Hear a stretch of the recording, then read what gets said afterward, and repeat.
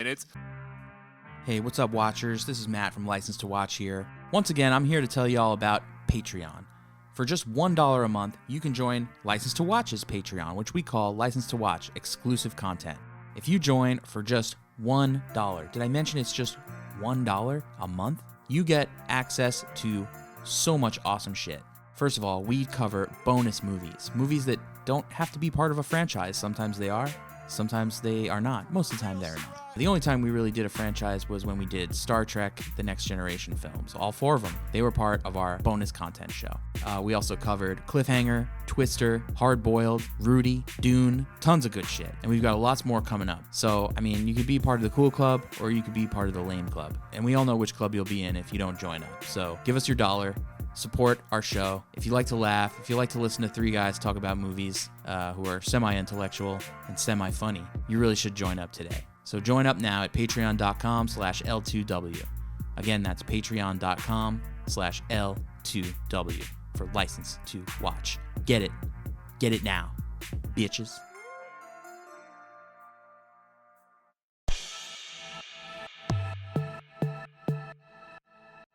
For real, C-Rock? Jesus Christ!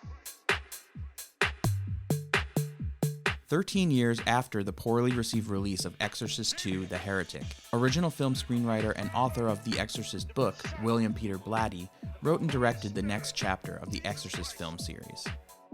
Initially, Blatty wanted nothing to do with any sequels to The Exorcist, but in the late 1970s, he wrote Legion, a story about Lieutenant Kinderman, the detective character from the first movie. He conceived the story as a feature film and even got William Friedkin to attach himself as director. Friedkin eventually lost interest and left the project. So instead of a film, Blatty chose to write Legion as a novel. Published in 1983, Legion went on to become a bestseller. A few years later, Blatty adapted his own novel into a screenplay and brought it to Morgan Creek, who hired him to direct as well. Lee J. Cobb, the actor who portrayed Kinderman in the first film, was replaced by veteran actor George C. Scott, and the character of Father Damien Karras, played by Jason Miller, also returned, despite his apparent death at the end of The Exorcist. Shot on location in Georgetown, the tentatively titled Exorcist Legion was given a green light and an $11 million budget. After an 8-week shoot, the studio told Blatty he had to shoot a new ending, one with more connection to the original movie. This cost an additional $4 million to do. Upon release on August 17, 1990, Exorcist III hit #1 on its opening weekend. In the end, it didn't make very much money. Blatty blames its poor reception on the fact that the studio wanted the word exorcist in the title, despite the original idea for this film not having anything to do with the plot of the first film. Critically, Exorcist III was met with mixed reviews, with people calling it scary and even funny at times. However, it doesn't pale in comparison to the original film of the series. This movie is probably most well known, though, for being the movie that serial killer and cannibal Jeffrey Dahmer showed to his victims before killing and eating them. Come join me, Matt McGregor, along with my co-hosts Harris McCabe and Colin Shaw, as we dig deep into the legacy of William Peter Blatty's attempt to revitalize the franchise that he created. So grab your surgical human head remover, prepare your 7-minute rambling monologues, and get your bathtubs ready to house some sweet-ass carp, because this is going to be a wild ride. Hear what we thought of the 3rd installment in the Exorcist horror film franchise, the 1990 classic, William Peter Blatty's Exorcist III. This is a show about franchises, spooky movie franchises. You're listening to License to Watch. Why in the world was this movie made?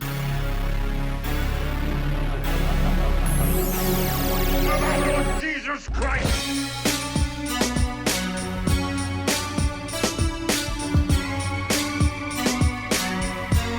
It is he who commands you!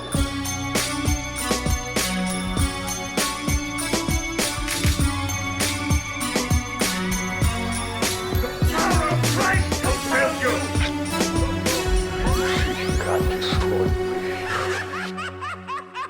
Did you guys remember what was considered to be like the absolute best slip and slide when I was young? It was called the Gator Gulch. I have some memory of this. Well, it had like a little it had like a flap curtain with like a picture of a gator on it, so that you hit the gator mouth, and it had like a little like inflatable ramp. So when I remember the commercials like you run, You slide, you hit the ramp, and take a dive. Yeah. But didn't they take those things off the market because they've been proven to like break people's backs? Fucking Gator Gulch was the shit. And now it's not even available in stores anymore. Yeah, name me one fun thing that can't break your back. Yeah, exactly. At least there wasn't arsenic in it. Yeah. Are you trying to kill the vibe? Because Hey, believe me, Yeah. we're pro Gator Gulch over here. Yeah, I seriously. want a gator gulch in my life. And by the way, you'll pry my jarts from my cold dead hand. You mean jorts? Don't start on jorts again. Maybe gator pattern jarts. I mean yard darts. Oh. Is that before your time? Because that was like yard darts were already not sold when I was a kid. They were just you had to know somebody who had them, who bought them in the 70s. I thought they were called lawn darts, and we had croquet, which croquet is a sport of kings. Yes, but in croquet, do you throw a dangerous object up into the air like haphazardly? They call that bocce ball. Yeah. That's what like- we're missing is a croquet, bocce ball, lawn dart hybrid game, and putting it in the Olympics, basically. Something where you hammer the ball as high as possible and then just wait for it to fall on some unlucky person. And it has Or spikes on it. You have to hit it with a dart before it hits the ground. This sounds a lot like the sport they played in Starship Troopers. Oh yeah, Yeah. what was that called? Like turbo ball or some shit. Yeah, like that. something like that. Hyper Death ball Quidditch. or something. Yeah. I love invented like futuristic or fantasy movie game like like Quidditch and like I think we should have an episode that we just review different fake sports for how preposterous they are. 'Cause Like it's that one they invent. That one they invent in the Sandlot. Baseball. I was gonna say the Running Man. That was a good game show. Running Man. Yeah. Oh, Running Man. I've seen that movie a lot of times, and I think I've even referenced it on the podcast. But I like when it's like supposed to be an actual sport, like a ball sport or something, and they've got all these rules that don't really make sense, and it's impossible to see how the game would be competitive. And it's like the officials call fouls at odd times, and Yeah. The best is We're, this. we're down 140 light quadrants, and there's no way we're gonna make another squadril. Yeah. Futurama kind of makes this joke. yeah, the Multi-ball. That multi-ball. So it's 2 blurns to 3 anti-blurns. The blursman's on blurns base. Aside from the word blurns, nothing you said made any sense at all. and that was Futurama. Yeah. Yes. You just love that convenient writing trick of like, oh yeah, there's another rule in this sport that takes us the direction story-wise we want to go. Right, and or sometimes you don't even know, you haven't even really established what the rules or the stakes are. All you know is that somebody's behind and they've got to do something to get ahead, and then they do it, and it's supposed to be exciting. This is a way that movie makers set themselves up to fail a lot. Is like they hinge the big moment on the special rule where the competitor is supposed to do something impressive, and then the sport is just unimpressive to watch, and it's like, oh wow, he really did it. Good job him or her. That's just like the finale to Exorcist 3. What was coincidentally? Yeah. It's a good tie-in. This is That- the perfect that was setup actually to the too athletic good competition that is of the a Exorcist segue. 3. Let's back off for a minute. I had another segue when we were talking about Futurama. Sorry. The professor on Futurama has a pet gargoyle. Do you know what the name is? Pazuzu. Pazuzu. Yeah. Nice. Pazuzu. Oh, good. Yep. Yeah, I forgot all about that. Damn you, Pazuzu. He saves them from the Yep. fountain of youth. That's right. Because they keep getting younger and younger, and Pazuzu has to pull them out. Yep. But what I was gonna say is, what was that movie with Ben Kingsley that was like a sci-fi movie about it was from a book, and the guy who wrote the book was like racist or something. I know. Gandhi. So close, So but racist. no. John Carter of Hitler. No, close, but no. Wait, what is it? Yeah, It's a sci-fi movie with Ben Kingsley? and then like kid actors, like child actors or some shit, and maybe Harrison Ford. It's not No, Species, it's like is it? Are you sure this isn't Gandhi? it's This not sounds a lot Gandhi. like It's Gandhi. not Gandhi. Is it from like the early 2000s? I'm in the BK Kids Club. That's the Ben Kingsley Kids It's, Club, by the way. Card-carrying member. Yeah, everybody's in that. Is it The Sound and the Fury? No, it's something like, it's not. Sexy The Beast? title is like big something or something like that, or like war, or like I think it's got like a one-syllable Big word war in in the Little title. China. Gandhi. Big war, Gandhi. Schindler's List. That's it. Wait, Oh yeah. I'm gonna look it up. Fuck this. Where's my internet? All right, while you do that, I'll introduce what people are listening to. This is License to Watch, and today... I don't think anything you say is going to explain what people are listening to here. This is License to Watch, and today we are talking about a movie called William Peter Blatty's Exorcist 3. It's quite a mouthful. Sometimes also called Legion. Yes. Well, that's the recut. Sometimes also called director's cut. I got it. Ender's Game. That's what I was trying to think of. Star Wars. Yeah, in that the sport they have is like kind of boring to watch, and it makes the movie fail even harder. Thank you for that. You're welcome. You're welcome, listeners. That was just based on Gandhi, though, right? We're talking about Exorcist 3. This is a movie that's written based on a book by William Peter Blatty. He's also the director of this movie and writer. Did he write the screenplay for this too? Yes. Probably. He did. He adapted his own super clever book into a super clever script. Yeah, this is like an Directed as a exercise super clever movie. Harris saying exactly what Blatty wants him to say. You know what happens when you've got a novelist adapting his own script into a movie that he directs? He doesn't cut any of the brilliant things that he wrote out of it, and nobody's there to tell him, "Hey, maybe you're not as clever as you think you are." I call that a writer's movie. They can be fun to it's listen definitely- to. Sometimes tedious to watch, but Yeah. always wordy. In always particular, talkative. this one is hella redundant. You've got characters saying the same thing that they've said already in a different way many, many times. Like, remember The Exorcist? Yes. You've got scenes that last for several minutes that probably could have been over in a line or two, just because like he Absolutely. just loves he loves the smell of his own brand, and he's just gonna sit in it. Absolutely. I mean, I have the movie paused at 4.5 minutes in right now because I had to stop it because there's so much shit that happens in the beginning that it's like, what? My first note here is, what the fuck is this movie? Before we get into that, That's a recurring note. yes, it is. Before we get into that, we should introduce our returning guest. This is the man, the legend, Jacob Strick.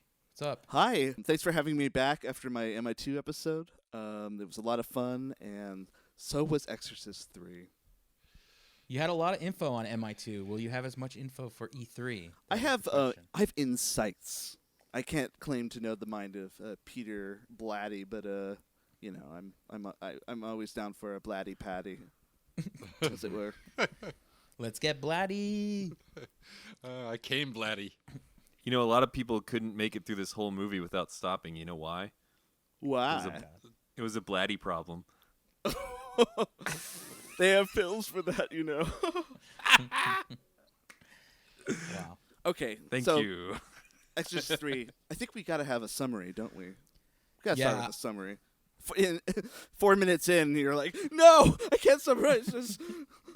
I need a summary for the first 4 minutes. Well, I read a wiki, so I can at least say this much. It starts with a moida in Georgetown. A body discovered in the river of a young boy from the police boys club. Am I remembering that shirt correctly? Yeah, the shirt is the only real reference to that, right? Yeah, we're supposed to know what that is. Okay. They say it at some Yeah, point. Kinderman says that he knew the kid from the police boys club. Which is what? I think it's like a police athletic league. Like they've got like PAL where the police play basketball with kids. Yeah. Oh. Did the it's a- kid look it's like a- Tyler, the creator, to it's a anyone thing. else? Tyler, I'm sorry you were murdered. I miss you. Okay, should we summarize this thing already? Yeah, Colin, get on it. Just Oh, it's get it me? over. Oh, yeah. Just get it out of the way. This is going to be really hard. Okay, I'll do my No, best. no, make it make sense and do it in under 2 minutes. You've got this, buddy. Do not leave the carp out. I believe in you. Yeah, and The get that carp. carp. Oh, the fish get thing that carp with in there. his The wife carp is jokes? the carp His- is important. His, It's from the first half of the movie when it's still a comedy. His like 15 his 15-minute equivalent of the "take my wife please" joke. Yes. Yeah, no, that's not going in. Okay. It's. All right, I mean, I don't know how you're going to explain the rest of the plot without it, but go ahead. Go ahead and give it a shot. You ready? It's Here a we go. pile of carp, that's what it is. Okay, ready? 3, 2, 1. Okay, the movie starts with a murder, like we said. It's like a little African-American boy who was in the police boys club, and we later find out that his head's been chopped off, and that ain't good. And there's a bunch of creepy shit happening. There's a lot of atmospheric horror, which is just like, lights flickering, shit like that. And the investigator, he's the guy from the fucking first Exorcist, even though he's George C. Scott now, and he's like investigating murders, and he knows weird shit is going on. He's still friends with the priest who was there for Exorcist 1, and they go to the movies and jerk each other off or whatever the fuck they do, and then they smoke and eat at the same time afterwards, and basically they're fucking weird. And fuck, I'm so sorry. The carp. Don't forget about the carp. Yeah, he's talking about carp, whatever. There's a bunch of bad shit happening. Then that priest dies. A bunch of people just keep getting killed. And the detective keeps investigating, and he's just pissed off about everything the whole time. And he's like it's like he can smell the demon because he looks like something smells bad all the time, kind of. And like the people getting killed in weird ways. Their heads getting chopped off, blood's getting drained, all that shit. So he's in the hospital, and the stuff keeps happening around the hospital, and he realizes there's a guy in the psych ward who looks just like Father Karras from the first movie, who was from Exorcist 1, and he's like, I think you're Father Karras, which how he ended up there, they kind of gloss over, or maybe they don't. I don't know. It's fucking boring, whatever. So anyways, that guy turns into, in a vision while he's talking to him, the Gemini killer. And then he reveals that the Gemini killer is doing the same shit as this killer. And then he reveals that he thinks that it's all part of one big thing.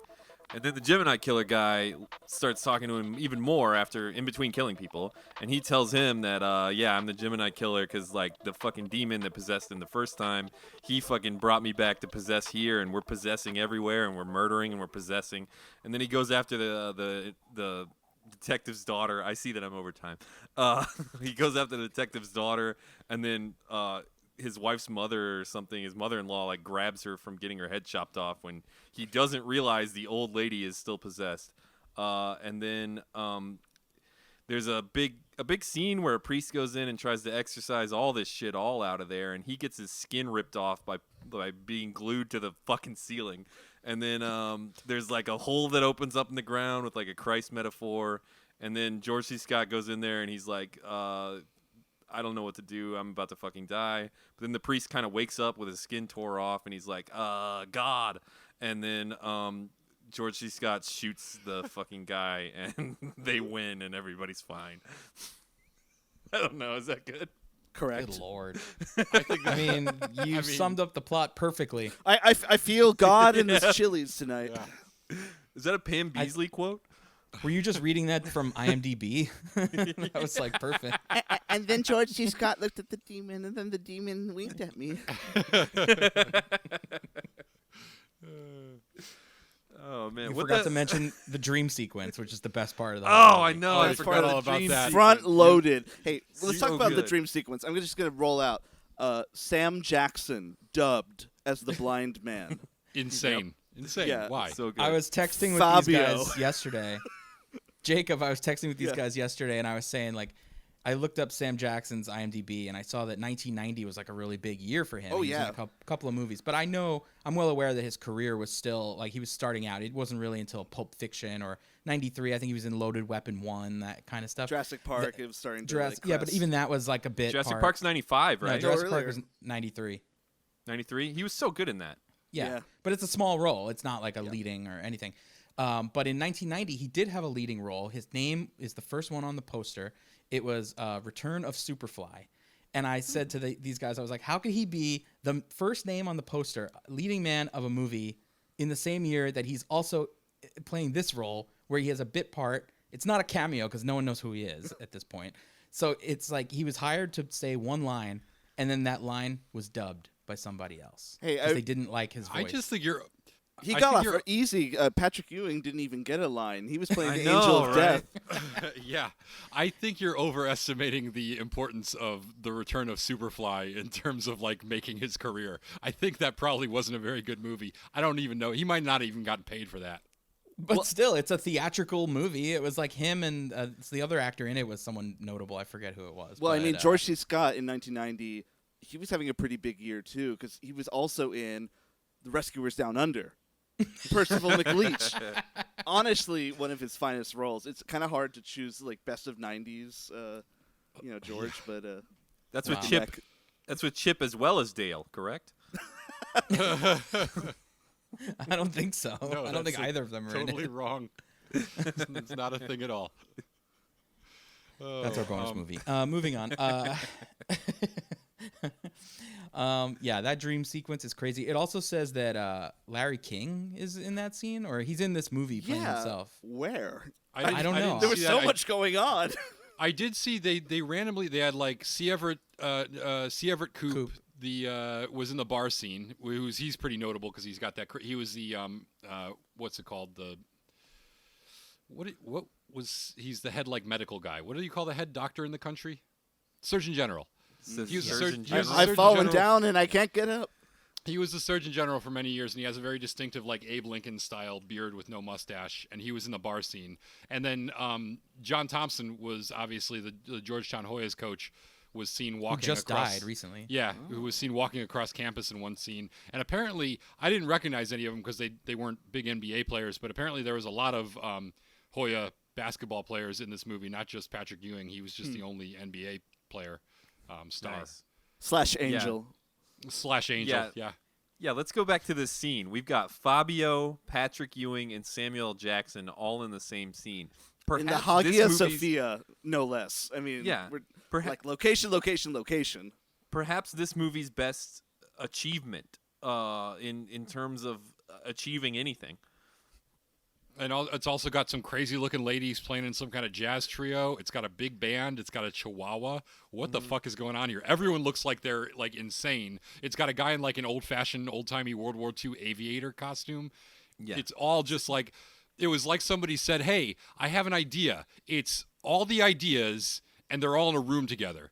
And they were like, yeah, let's just go with that. That's good enough. Again, it reads as something that you would, like, if you had read that scene in a book, you'd buy it a little more, right? You know, because like you could say someone's having a fever dream and they saw, Patrick Ewing and like Fabio aviator, was there. Yeah, right, whatever. Yeah. Like you kind of buy it, but translating to screen, it comes off as comical, and it's like, why did you think that this would be okay? You know, and like as pretty as it is to see light streaming through, fog, like you can overdo that too. If every shot of every window is like majestic light streaming through it in this bus station or train station, it kind of gets old and it feels overdone and a little heavy-handed. On the other hand, remember the part where the Joker shows up in the movie? That was pretty cool. Yes. Yeah. Blink and you miss it. Yeah. It's the DC Cinematic Universe. That's the one. That's the scene with the most light flickering, I believe, in it. They're really using the flicker lights on that one. I feel like that's what the budget runs out here. Yeah, the woman's like, "What's up with these lights? Why are they off?" Well, see you later. Yeah, they're light shading us. Yeah, but the dream sequence, like it's clearly a heaven metaphor, but it's like you were talking about. When you put it on screen, it doesn't make as much sense, especially the perspective, where we're seeing too much. We need to see the perspective of him because we're in his dream, and we're seeing like a whole lot of shit going on. It almost looks like fucking like a Broadway finale. There's like too many things on screen to translate that to a dream, because I mean, oftentimes you're dreaming in your own perspective. Like you're not dreaming in a omnipotent perspective, you know? Right, and you're also dreaming with like a dream logic, whereas this has a very very clear like spatial situation, and it doesn't really shift that much. Like all the things that make dreams weird aren't what's going on here. It's like makeup and funny things happening are what's making this weird, not all the things that would normally make dreams weird, which is like messing with your perception. Whereas like compare this to basically anything that David Lynch has ever done, and David Lynch can shoot something without any special effects or any weird stuff going on and make it feel dreamlike just because of the way it's sort of the scene is put together. Whereas this is just sort of going with the easy, big fireworks rather than how it's actually constructed. I think the room they're in is all wrong. Like it's both too big and too small. It's kind of hallway-ish. Like it's fucking with. I don't know. What were you gonna say, Jacob? Yeah, spatiality. And yet, this is maybe my favorite scene in the entire movie. That's well, saying a lot of. You should hear what I have to say about the scenes I don't like. No, I think this film is interesting because it, on one hand, is kind of a procedural. I almost wanted to compare it to Silence of the Lambs or Twin Peaks, but it actually came out like right before Twin Peaks, the series, if you compare the dates. So it was sort of like, I'll chalk it up to pre-millennial and madness. There was just sort of that, like, there's something in the air, and that's what's driving maybe the thrust of the film, and that can be sort of lost out of context. But then you have the mystical side of it, which I feel like is very much at odds. And I think George C. Scott kind of embodies that, because even up to the end, he's like, all this magic shit is happening, but I don't believe it.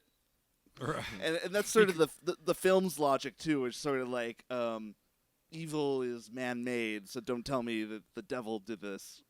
It's trying to have it both ways, and that may, just also be too many cooks in the kitchen. Well, and that's also, they had to keep him a non-believer because that was, they sort of tagged this character arc onto him where he finds his faith again at the end or something like that, which they didn't really follow through with it, but they had to like make him not believe in this shit until it's way too late, even though he clearly believed that some supernatural shit was going on much earlier plot-wise. Yeah. This actually belongs to I think it might be... Broke a bunch of traffic laws. Yeah. That chase scene. Weird. I think this might be one of the early examples of, and I couldn't think of an earlier one, of the like serial killer...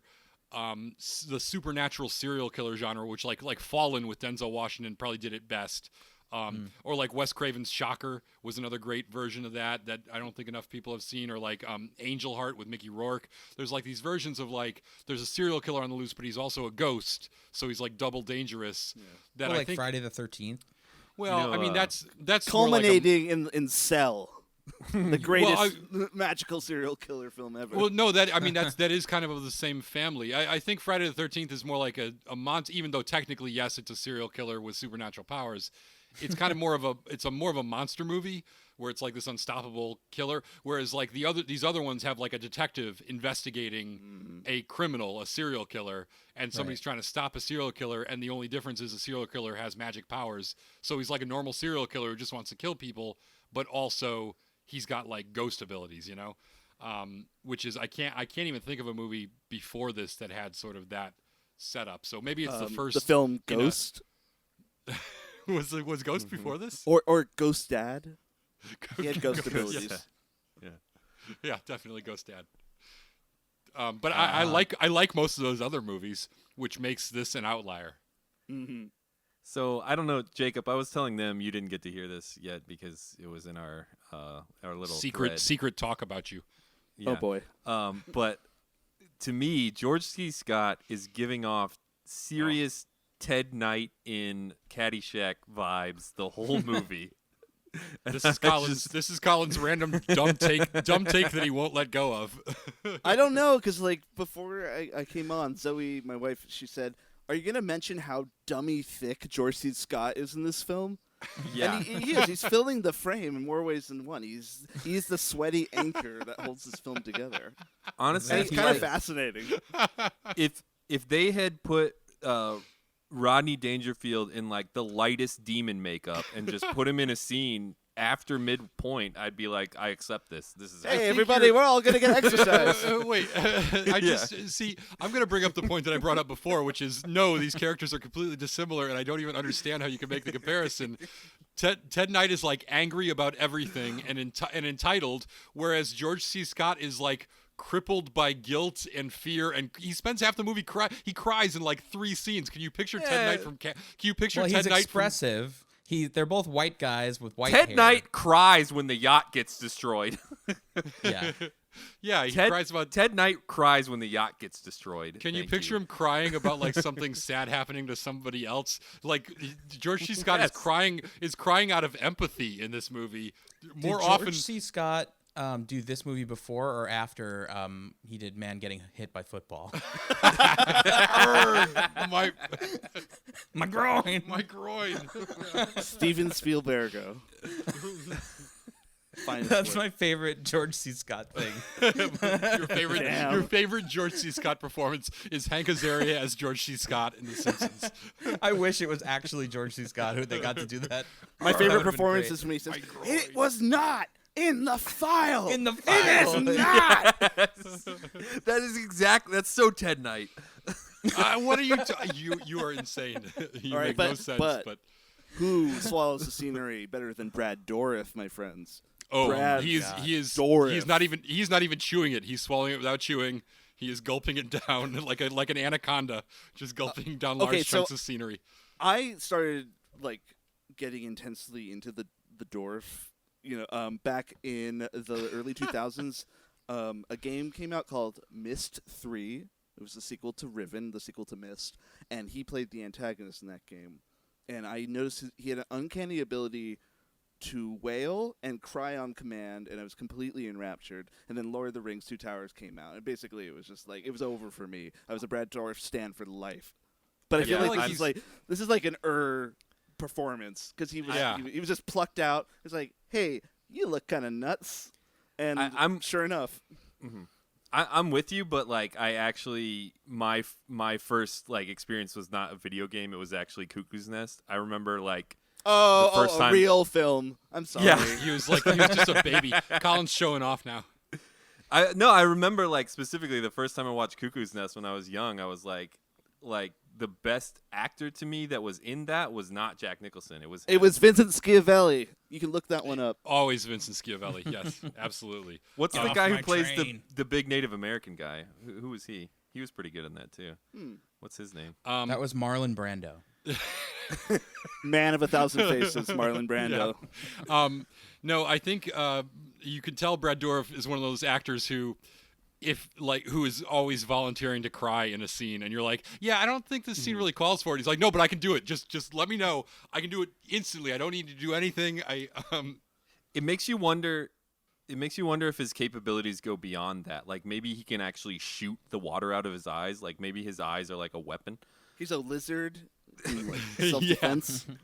Did I ever Brad tell you? Dourif is also the voice of Chucky in the Child's Play movies. True. Which he also says the phrase "Child's Play" in this movie. Did you guys catch that? Yes, he says Child's Play, and then they immediately cut to that redheaded kid that's in the hospital. The Jack Corner thing. Oh, Oh, yes, you yes. know, Catch that. and George C. Scott, he says impurities, which reminded me of Purity of Essence. which is feel- a I feel Doctor like Strangelove. Yeah, there's like a thing going. Peter's Also, like, ha ha ha. also the I'm guy. clever. Also, when Father Dyer is talking to the other priest at the beginning, and he asks him what his favorite movie is, the guy says The Fly, and that actor had recently been in the Jeff Goldblum version of The Fly, like the year before. So this is full of stupid shit like that, which is In just trying jokes. way too hard to be clever and funny. If it had come out yeah, at a it different sucks. time, his FBI agent friend would be like, "This person sure did die hard." Yeah, he sure had a lethal weapon. It would have been better than that. It should have been like, he should have said something like, "Oh, blah blah blah," and then remember when this happened, and then he looks right at him. and goes, I was in junior high." That's what should have That's happened. the line. Yeah, Yeah. that's the line. I think Cut we're to gonna need more. black. I think Yeah. we're gonna need more FBI guys. We're gonna need a bigger FBI. That guy was great in this. I liked him. I wanted him I- to say I was in junior high, but he was It- great in this. It was so Do you know what annoying. his real name is? Yeah, Grand name L. is- Bush. Grand Bush. I love Yes. that. It's Jabush. solid porn name. Yep. My only complaint is I feel like he's in a lot of movies and they never give him enough to do. Like I feel like he might be a pretty good actor, but you would never know it because he's always in these movies where he has like 3 lines, and you're always like, wow, of all the actors who've had 3 lines in this movie, he was the best one. I wonder if like did they give him a 5th or 6th line and they were like, oh no, he's not good at those. Cut those out. Yeah, I kind of wish he was around today so that he would maybe get offered better parts. Do we know that? I mean, he's not deceased? that he's deceased. If I'm you're not out there, saying that. please I'm not call. claiming he's dead. I'm not claiming he's dead. Sorry. I just mean, like if he was, more working more and younger. I'm sorry. Now I sound ageist. Fuck. I don't know. Harris, stop Yeah, Colin, I think you just better back out of here carefully. There are so many weird aspects of this movie, the way it was made, whereas Exorcist 2, Jacob, I don't know if you've seen that, but we just covered that, and it's considered one of the worst movies of all time, but we thought it was not it was fun. Like, it was, in retrospect, it was, it's not a good movie, but it's not a terrible movie. Right. It's well made in terms of the craft of filmmaking. It looks good. I'm pretty sure I'll watch The Exorcist 2 again at some point in my life. I will never watch The Exorcist 3 Wait, did you 3 say again, the ever. craft of filmmaking? Was that a reference to the craft? That was my Blattyism right there. I mean, a lot of people say a film is, bad, but, no greater sin than boring. That's the true mark of a bad film. Yeah, this movie's like very boring, and like a lot of the scenes just take forever to get. I've got it on right now, and it was just the scene where George C. Scott, like the priest, was murdered in the confessional booth, and he goes there, and now they have him laying on a gurney, and he's covered, and he just goes up to him and lifts the sheet up on one side, and like looks at his hand, and then he slowly saunters over to the other side of his body, lifts it up and makes a grimace, but it's like, it's all in a master. It's taking forever.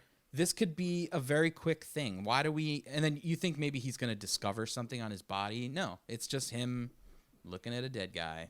Mm-hmm. And this movie is like, for the amount of violence that happens in this movie and is talked about, we barely see any violence. There's you don't see anything. There's barely any blood. My theory is that they were trying to avoid the gratuitous violence in this, and the all this stuff with Father Mourning, the priest who comes in and exorcises patient X, aka Damien Karras, aka that seemed like a whole other movie to me. It really does. The Aquarius There killer, might be or a whatever the fuck he is. That was all reshoots because they didn't like the original ending, so they actually added that priest with the white hair, Father Mourning, in after the fact, and he's the one who gets his skin ripped off. And by the time you get to the end and you're seeing a guy's skin getting ripped off, you're like, we didn't see a single we had people getting their heads lopped off all throughout this movie, and we never saw any of it happening, and we never even saw the aftermath of it. We always tastefully looked away, and now we're seeing a guy's skin get ripped, like his ear gets ripped off his head, stuck to the ceiling, and you're like, where the fuck is this coming from? And I'm almost certain that they were like, we need a more exciting ending, and also we need a lot more blood, and they were like, well, let's shoot a scene where some priest gets all his skin ripped off. Solves both our problems. They added finally showing the little kid who got decapitated with the statue head on his head. Like, after that, they added it all in. Yeah. I had read in my research for this film that they shot the movie, it was like in the can, and then an assistant to one of the executives at Morgan Creek, is that the company that made this? Yeah. The assistant saw it and said to her boss, this doesn't feel like an Exorcist movie to me. It has nothing to do with The Exorcist. It has no exorcism for one thing. And so that he was like, let's spend $5 million and shoot, the whole ending. He was like, holy shit, we made the whole movie and we forgot the exorcism. Why? How did nobody catch this? Where's my checkbook? There's an exorcism with a gun. Yeah, exactly. So it's all sort of after the fact, and it feels very tacked on, and it feels very different. So, I don't know if the movie would have been better without it. It probably just would have been more boring shit, because that seems to be my what least they were favorite doing. part of the film are the Father Mourning parts. Honestly, he's sleepwalking. Because we don't know anything. Yeah. I didn't even know that he was introduced in conversation earlier in the movie when Kinderman talks to the head abbot Why didn't or they cardinal just or use whatever that the guy? fuck he is. Man. And they just sort of mention, the guy mentions casually in a conversation about something totally different about Damien Karras. He's like, oh yeah, you should talk to Father Mourning. He did an exorcism once. And that's all. And that is the entire setup. And he says his hair turned white. And that is the entire setup for Father Mourning. If you are zoning out for even a half a second, you totally But aren't there miss a couple of scenes where we just jump cut to him like looking at his stuff in his office, and then jump cut back to the rest of the story after spending a few minutes watching him do fucking nothing? So may I propose the following? Would it have been a better film had it just been called Legion, no connection to The Exorcist at all, except maybe it was by the same writer, so it has like a spiritual connection, would that have been a better film? Question mark. Yep, pretty sure that's what he was. Wouldn't they still have the Damien Karras character though? Or would they not? Yeah. That's a good they question would. too. You countered my question Maybe. with a I question. think that's very clever. See, I think that's probably what Peter Blatty was. William Peter Blatty was. I don't. Is it William? Is it Bill? Can we call him Bill? Bill Blatty? I think that's what Bill Blatty was trying I think to he do. prefers Blatty Boy. And they were probably like, "That's what Blatty Boy wanted," but I think they were like, "No, we got to have the Exorcist name on this." Yeah, he did not want the Exorcist name on it. Then he shouldn't have said it in so- Georgetown. because he didn't write a movie about exorcisms. Well, what's weird is initially he wrote it as a sequel. Like, they were going to, what's his name? Who's the director of the first one? Friedkin was going to, he was attached to it, and he was going to direct the sequel. And then when that Wild fell apart, boy Billy Friedkin. Yeah, Wild Boy. When that fell apart, he said, okay, well, screw it. I'm going to rewrite this as a novel. And he wrote it as Legion and got that published, and then decided to adapt it himself years later. So that's sort of the origins of this. So here's where it's just kind of one of the failings of the way this story is told in the film is like none of us can say if it's really important that the detective has two connections. He knows about the Gemini killer, and he also knows about Father Karras. So he knows both of those things. Is it important for him to know both of those things? And which one is the real story? Is both of them the real story, and it just wasn't told well? What, like that's the question to me. Yeah, it seems like neither one of those connections is important. And by the way, he doesn't just know Father Karras, Colin.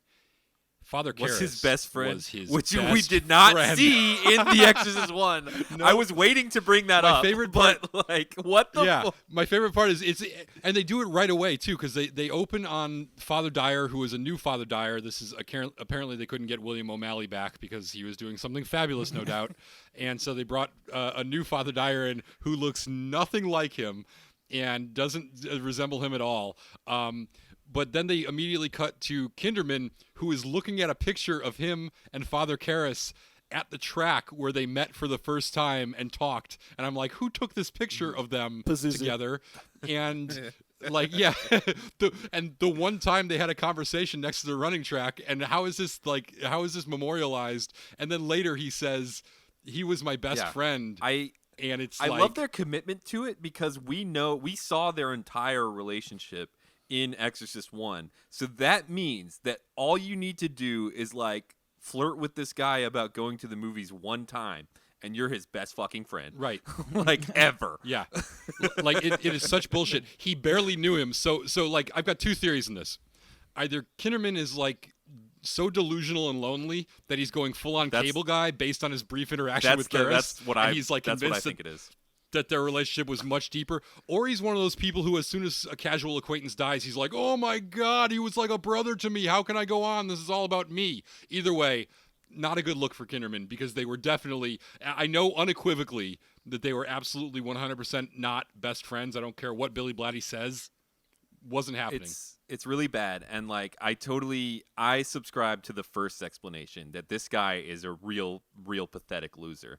And I think this is another failure of this film is we saw this character, and he added something to Exorcist 1, but not a lot. But we get to the third movie, and I think this is kind of like a classic example of like how to fail at a third movie in a series. Is like, okay, second movie did not do the things that people wanted, so we have to go to the first movie and find some things that people liked. And because this guy was the writer of the first movie and the writer of this as a novel, he's like, oh, this character is really charming. And for the first like half of the movie, you can't fucking hear what he's saying because the sound mixing is really bad.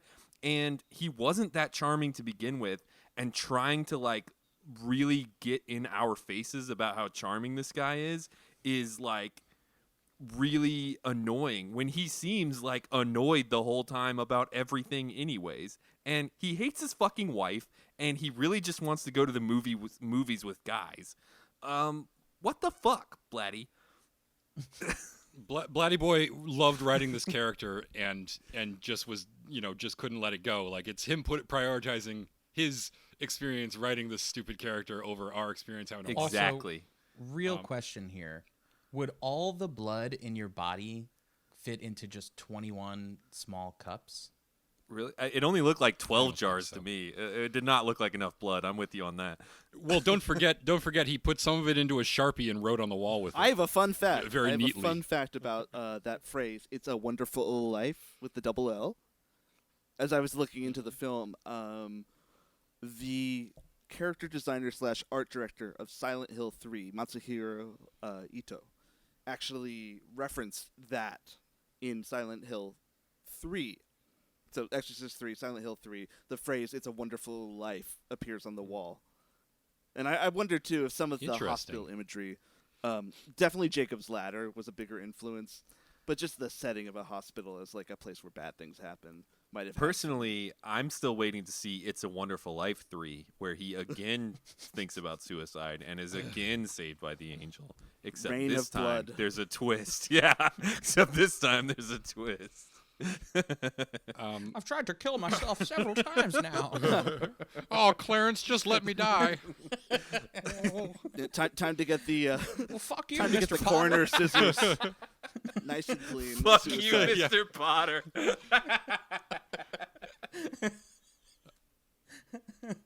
Our You're a friend, fucking piece of shit, Mr. Exorcist Potter. 3.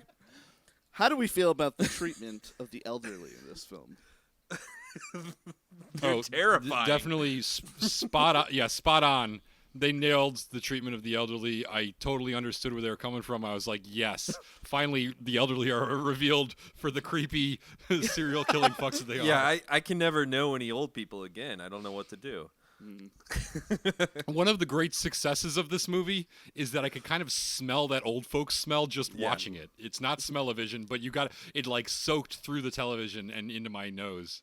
This is a movie made by old people, about old people, for old people. There you are some think- scares in this movie, and they all almost exclusively come from the elderly. Yeah, like how scary it would be to be one of those elderly Well, people. that's the thing, isn't it? It's like I think the film is Behold the ravages of age.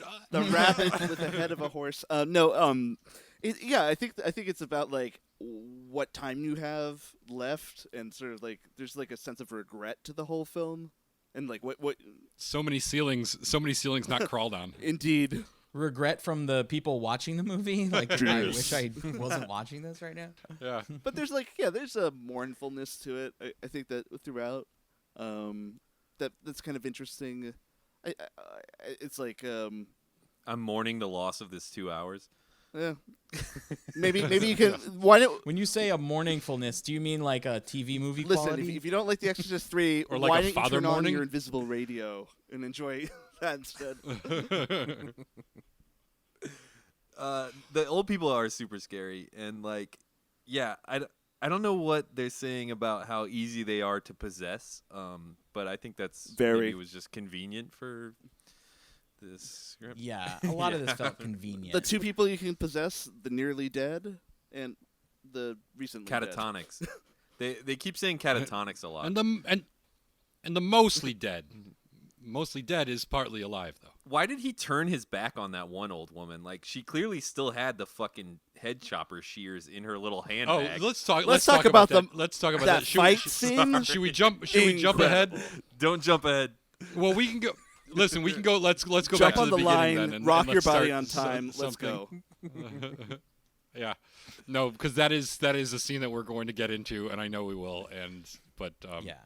Well, Yeah. someone mentioned that the sound mixing was really bad, and that was one of my big notes. And I watched the movie with headphones on, and sometimes with the headphones you can like really hear things that you wouldn't otherwise hear when you're watching it on a TV. And for me, I've never noticed this in a movie before, but like I could hear every cut of audio, and I mean the editing in this movie is not good either. A music sting will happen, and then before it like rings all the way out, it'll just hard cut to like another scene. I mean, I don't want to get too technical, but like, did anyone else notice how bad the audio Yes. was in this? yes, For super me, shitty. it's the scene with George C. Scott and his two detectives, the very first one. And he's just like giving them little like quips and lines of dialogue that are like, look at my salty character and how I always talk to you guys. Very Yeah, writerly. Adorable like, racism. Yeah. Yeah. And I could tell they Yes. were doing something I didn't like without being able to hear it. You know what I mean? I was like, this is stupid, and I don't even understand what he's fucking saying. Like they're just trying to make this guy charming, and it's not working. And like, Yeah, the first Kinderman scene is awful and is like such a sign of problems to come. It's like they thought they were making Airplane or something. Like not every line has to be a fucking joke, and also they're not even jokes. They're like half-baked cultural references that haven't aged well, and Kinderman is like muttering them to himself. Yeah. It's like it's not that it's none of it is the dialogue of a real character. You can't imagine a real human saying it. It's a screenwriter who is like has to take a break after every couple of lines to pat himself on the back for being so goddamn clever and won't cut anything out. And know? the whole time you It's can't so- fucking hear it, you know? Like the quality Yeah. of the actual recording is not that good. And the portions were so small. Yeah, that's exactly what I was thinking when Colin's saying that, Jacob. I'm like, yeah, if you couldn't hear it, you're better off. You didn't miss anything. Remember to watch this film with earmuffs. And then when they bring in Dyer and Kinderman, then it's like you got the two of them fucking monologuing over each other and you know doing their whole like you know 2-man comedy sketch. Oh my God. Which they don't say a funny thing between the And two. then of the them. waitress comes over and she's like, "Are you two getting the fuck out of here yet?" Yeah. Do you need any more coffee? And they oh, just you grill don't her. need any more coffee? Okay. That's like exactly what I have waited tables. I know how to try to convince people to fucking leave without being rude. You just keep going up to them until they realize you're saying get the fuck out. That's like another scene where Kinderman is monologuing the entire time in that thing about like he mentions like Billy Burke. I was like, who the fuck is Billy Burke? I thought it was like a reference to dancing or something. It's some actor that who you know like I have no clue what any of these things even mean. I don't know what the point of the carp story is. He tells a long story about having carp in his bathtub. It's supposed to be like I think a funny moment. There's nothing funny about it, and it's got like the slow push in of like a dramatic scene where it's like he and Dyer are talking together really close together, and they slowly push in on them. Yeah. And You're he's like, telling oh, us, this is the metaphor of the movie. This is the theme. He's stating the theme. This is important, and it's just some fucking story about a fish in his bathtub. It doesn't make any goddamn sense. It's so dumb. But it introduces the mother-in-law, which is like the Yeah, most she is important pretty thing. important. Of course, yeah, I love she's that pretty important. mother-in-law. Yeah, well, I feel like he was like the crazy racist grandma. I think he thought he had like a breakout character on his hand, like Wicket the Ewok or something. He was like, I'm going to sell dolls. I'm going to sell dolls Where's of this. the beef? They spin her racist off. grandma. Yeah. Where's the Yeah, beef? exactly. He thought it was, where's the beef, girl? Yeah, exactly. That's what he thought. Nice. And you know what the biggest problem with all this like writing dialogue that's like too clever by half and you know just under normal circumstances, I might have been able to like forgive or even appreciate the creepy old lady in the confessional booth.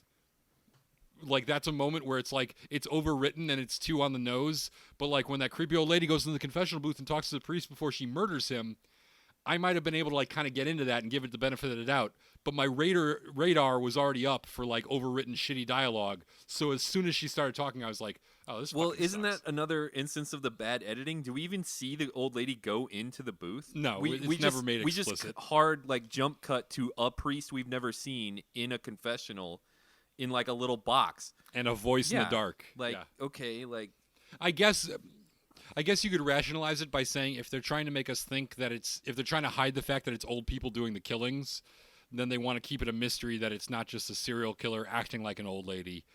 But still, it's one of the. I think they did too much of that stuff where they're trying to hide information from us to make it a surprise, but instead it's just fucking confusing and annoying. Yeah. Sorry, when we were talking about scenes before when they make reference to like things that just happened, like the guy saying he was in The Fly and all that, there's another one I thought of.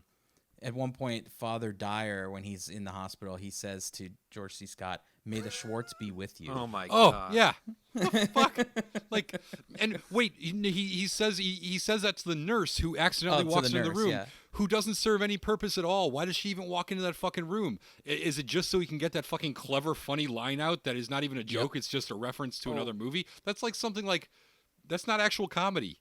Speaking of so speaking bad. of that Dude. like slow push in to like build tension, but it doesn't make sense. What about the first interview he has with the nurse, where he's just like asking her some basic questions? Did you see anyone go in the room?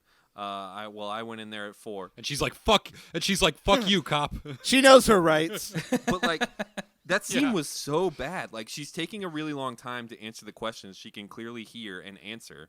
And like looks like she's staring off into space, and like there's something going on with her lips where it's like she's trying to like frown and smile at the same time, and then she's being really curt with the answers, but then eventually she tells him everything we need to know, like in the story. So what was the point of us sitting there with him the whole time?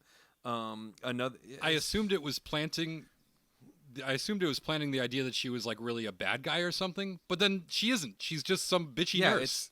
Yeah, so it's a red herring. Yeah, kind of thing. Although Or isn't red there a whole carp. thing about like the hospital kind of falls in love with patient X? I don't know. Is that enough to? But she's scared of him. She's like, no, nothing's normal about that guy. That's true. Yeah, but that woman. That's why she had to die. That woman's like really expressionless in her face, and it's kind of confusing, like to watch her act, because it's like I know that they're trying to build tension and be creepy in this movie, but this woman is also just like a blank stare and basically giving us information we need to move the story forward, and also just hanging around and being like, collateral damage to these other scenes that are going on. It's a really weird character that I don't know, that this is not working for me. Well, let me ask you this. Is there anything in this movie that actually was scary to you guys? Like you felt like was a successful scare for a horror movie? The ceiling crawling thing, I think, was not bad. I mean, just more shocking and like, Yeah. what the hell is going on? And also, I think they ramped up the speed a little bit, so it looked a little comical to me. But I agree that should have been scary. It wasn't. At that point, I wasn't into it enough for that to I be think scary. the Amy Kay scene could have been scary, but they took it like they tried to make it a really slow scene to build the tension, and then finally, somebody jumps out at her at the end of the scene, but it took too long. I was annoyed already. I was like, I'm ready for this character you just introduced in this scene to get killed. Because Earlier in that scene, though, when she wakes up the guy, and she's like, "Oh man, you already wake me up so early. I didn't get no sleep." That was the scariest. Oh thing yeah, in the that film, made me right jump. there. Yeah. Yeah. You know what? Yeah. No, I agree. I thought the jump scare with the doctor was good, and I also thought the way they pulled off the guy with the loppers chasing after her was good, just because it kind of like it didn't work for Colin, but I think the same reasons that Colin said it didn't work for him, it actually did work for me. I just I let my guard down and wasn't thinking about, like, I was like, oh, this is just another boring thing that this boring movie does by editing its scenes way too loosely and showing us a lot of fat that I don't give a shit about. And we're gonna watch her do her fucking rounds now, and all of a sudden you got the person in like the shroud with headloppers who chases just when she's like, as soon as she gets out of frame, you see a person come into frame with headloppers chasing after her with that and quickness, moving really fast, and you got a snap zoom A classic, on top of it, like a solid Shining snap style. zoom. Solid horror movie snap zoom. I thought it was very well. This movie fucked up almost everything it possibly could in terms of like technically executing basic filmmaking techniques, and it nailed that one for me. Touche. So I'm gonna give credit where credit is due. I give credit where credit is due. It did one thing right, and it's that's kind of what I'm trying to say, is that like that was as close as it came for me, and it wasn't really that scene that. It was everything coming up to it made me annoyed already, so I was just like, Colin, it's like it's kind of, if you can equate it to like the scene in Austin Powers when Dr. Evil and his buddies all are laughing for like way too long. It's like you laugh, it's funny, and then they laugh a little more and it becomes not funny, but then they keep laughing, so it becomes funny again. Like I felt like this scene went on for so long. You were looking at that long hallway. And you're like, okay, something's going to happen. This is scary. I am prepared for scared. And then like the guy she wakes up by accident like scares you, and you're like, oh, okay, maybe that was it. Then you're back to the hallway and you're like, oh God, something scary is going to happen. I'm prepared yet again for scared. And then like so much time goes by and you're like, okay, maybe they just said they forgot to cut the camera and it's just like rolling. Like they just like left this it in one the movie shot for some reason. Yeah. And then it finally happens and it's like, oh yeah, it's scary again. Right. You know? It's just like, yeah, something. It could have been tighter. I agree with you, Colin. But for as long as it was, it kind of pays it off with that snap zoom. yeah, I think the scene fails because of the scenes before it. Like this character was like obviously thrown in to like just be this scene, you know, and like, and Yeah. and in doing so, when she was just thrown into the scene, it's in one of those insanely long monologues from the Gemini killer that goes on and on, where he like tells you the same information like 4 times, and eventually he's like, Amy K feel like is the next victim. In the speech he's giving, he's like, Amy K is the next victim. Cut to Amy K. And Special K. yeah, even I knowing feel she's like a the third victim, of this movie it's still was just scary. sitting but in that like the cell. fact that they told us she was the victim in such a like heavy-handed way is you know, the problem for me. Yeah, way too much of this movie takes place with just George C. Scott and Brad Dourif and occasionally Jason Miller sitting in a room and monologuing at each other. It was George C. Scott allowing them to monologue Yeah. at him. He's Right. oftentimes just He's sitting into in it. silence. Yeah, exactly. It's like literally one character talking for like 6-7 minutes at a time. In And these the other scenes, and it's character just- sitting there like someone just crashed his yacht. Not talking, raving. Don't forget. Oh, there's the Joker. I'm looking at the Joker on screen right now. All right, sorry. Here's DC's Get the funk out. Joker. Here's what I would like about the car chase scene: him explaining the urgency to the guy who's driving him, because he hit that guy with a lot of information real fast. To get him to drive like that, he must have hit him with like, yeah, there's an old woman who's gonna murder my daughter, and I want to see him in mid chase giving a little bit of the why. Yeah, So, how old So- is this lady? So it all goes back to several years ago when my best friend in the world, Father Damien Karras, was killed during an exorcism. And now there's a demon that is also the Gemini killer that is possessing old people. And you know what? I feel like I'm losing you here because I could see this car slowing down and don't think I don't notice. Oh, you almost missed your turn. And your motivation. Yeah, why? Wait, why are we driving back to the psychiatric hospital? This is not. Don't miss this turn. There's carp in the bathtub. You'll pay for the entire fish. So just to set it up for our lucky viewers who will never watch this movie, I think we should just set this up a little bit. That he's basically told by the Gemini killer that his daughter is going to be the next victim, and he tries to call home, but the line is busy. And meanwhile, we see his wife pick up the phone and apparently have a conversation that she thinks is with him, but is in fact with, I don't know, somebody. The devil. Telemarketer. Yeah, the devil. Where they say that a nurse is going to come by and drop something off. So he runs outside to commandeer a cop car and has a cop drive him home with the flashers on in an emergency to try to save his daughter from what is certainly a ghost old person assassin. And he arrives at the house. Somebody want to take gun over and out, just- comes up to the just door, and the daughter's like, "Oh, hey, Dad." waving his Hey, gun Dad. in the face of whoever might open You're the so door. funny when you play with your gun like that, Dad.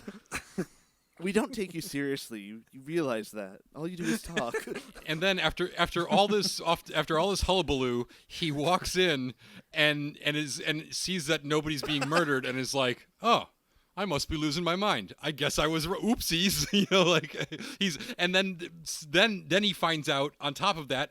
He then learns that no, there is actually a nurse from the hospital there. And not only is it a nurse, it's a nurse that's actually an old lady that's a patient at the hospital. And what does he do? He goes, she's sitting calmly in a chair right next to my daughter.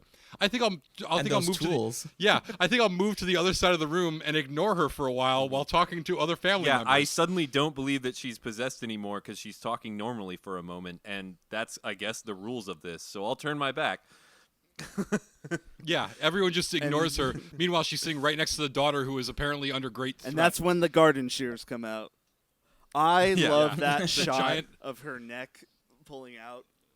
It almost it's looks like like she's too fast, Gumbying it's a too little bit. slow. There's, Yeah. there's something magical about it. Yeah, there's something unnatural. If you guys didn't go through and frame by frame that entire sequence of her pulling out the shears to her getting yanked, to the daughter getting yanked out of the way, you're really depriving yourself of seeing the little bits and pieces of what makes a tiny bit of action poorly edited. It was really fantastic. Who yanked her? the racist grandma, which we haven't set up enough, but the racist grandma is full of like she's just making wiseacre comments. Like in that very scene, they complain about how the nurse showed up and then said she was tired and passed out, and then the grandma comes in and like puts her hands on her hips and goes, "So is she staying for dinner or what?" Has anyone ever seen the Baby Bullet commercial for it's a kind of food processor for babies, the Baby Bullet? Check it out on YouTube sometime. And it, like, chops it up? There's Wait, like a I similar... thought it was called the Magic Bullet. I thought it No, was but called they the made Magic a Bullet. smaller one. Oh, The the baby baby one. bullet. There's Just a for character in babies. it just like that racist grandma, and she's Yeah. constantly drinking margaritas. And I just couldn't stop thinking about that. Damn. I'm disappointed in myself for not following the arc of the Magic Bullet all the way into the Baby Bullet iteration. That's on me, guys. I'm sorry. Yeah, Baby Bullet. It's bad Google SEO. Just putting that out there. I'm available for consultation. Yeah. Yeah, if you want to get on some watch lists, that's a good way to start. Yeah. So, guys, I have some information. I just watched the scene with Dr. Morning that introduces him. Father Morning, sorry. He's in his room, and he's got a bird in, like, a little box of shredded paper. Oh, yeah. And the bird dies, and he goes up, and he doesn't say anything. I mean, I have the movie on mute. Maybe he's muttering something to himself. No, he doesn't say anything. I just They would watched have to it. pay him if he He's said got something. he's got white hair. Yeah, exactly. But the most important thing that I noticed about Father Morning is that he looks like an older version of friend of the pod, Jonathan Maurer. Does anyone else agree? I knew he looked like I somebody. did not notice that. My and faith has been shaken. I did not. At this revelation. I feel like I think Jonathan would have to put on a little bit of weight. I don't know. He's pretty skinny, this guy. No, he's like but he's got a fuller face. You know what I mean? Like I can see it in the nose and the chin. I think are definitely like shaped similarly. But yeah, so I see it. But I I knew don't he see looked it. like somebody. I'll A/B it for you. Yeah, definitely. We need an A/B comparison. I knew it. I knew he looked like somebody. When I saw him, I was just like, that guy. He looks like somebody. I don't know who, but now I know. But anyway, yeah, his crucifix falls off the wall, and then it bleeds from the eye, and he picks it up and like kind of wipes. He notices the blood. Not again. There's a lot of crucifixes opening wait, their eyes and Wait, stuff. can we talk about in the opening scene of the film? We have all hell breaking loose in a church, and it looks like a music video because it's like there's like slow motion stuff, and there's doors Life flying open, and is there's curtains a flapping in the wind. Yeah, I was gonna say they used Yeah, the B-roll exactly, for life, exactly. like a prayer. Yeah, and there's like blood dripping on a priest's collar and a rose and shit like that. But there is one shot of November Rain. Yeah. of a yeah. There's one shot of a statue of Jesus whose eyes are closed and the statue's eyes open. Yeah. And it is such a shitty, like whoever created this statue, it did not do a good, didn't do a good Are job of statues making made it. that way that their eyes can open and close? This isn't like Susie's special effect. spit up or It's a special effect. Yeah, Matt. it's Susie spit up the Jesus I Christ went online, version. and according Yeah. to the Evil Wiki, it's the creepy Christ statue. There's a website out there called the Evil Wiki. Look it up. Evil Wiki, yeah. and it talks specifically about this. I mean, listen, they were not embarrassed by this because I watched the trailer for this movie, and that shot of the statue's I eyes saw that opening is too. in the I trailer. was like, what so, the fuck? So they Record yeah. scratch. You're probably wondering how I got into this situation. Yeah. So when they were picking out their best moments of this movie, they were like, "Hey, remember that stupid-looking statue of Jesus that's eyes opened inexplicably? Let's put that in the." That's what's getting people out to the theaters. That's what's putting butts. They in wouldn't seats even right put there. that special effect in the movie Mannequin. Like, why the hell is it in this yeah, movie? exactly. That was so Now, bad. wait a minute here. I had to pause it. I'm at like one of the weirdest scenes in the movie. So, do you remember, the doctor? He's another doctor in the hospital. The guy who ODs? He's The guy Dr. from Temple. the guy ODs, from exactly. Walking Dead. Yeah, he's Herschel from The Walking no Dead. kidding. Yeah, what's his I didn't name? even catch that. Something Wilson. Yeah, he doesn't have a beard, so you wouldn't. Yeah, Scott Wilson. Yeah. So the scene starts off with the camera is on a portrait of him, and then it kind of pans around and gets everything on his wall. Oh, when he's And- rehearsing. Yeah, what is he rehearsing? Like, why does he? I guess we'll get to that. But there's a huge pair of boobs on his wall. The only new. Yeah. Hey! This is his office.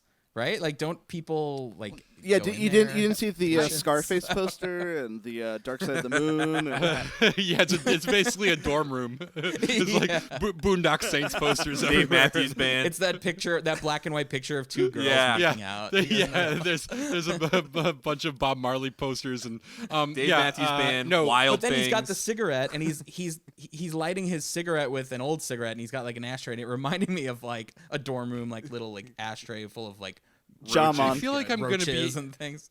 I feel like I'm going to be able to answer a few of your questions here because I remember in my childhood, and I'm a little older than you guys, so I was a little more conscious in the 80s, and I remember being a kid in the 80s and seeing a lot more random boobs put up places, Yeah.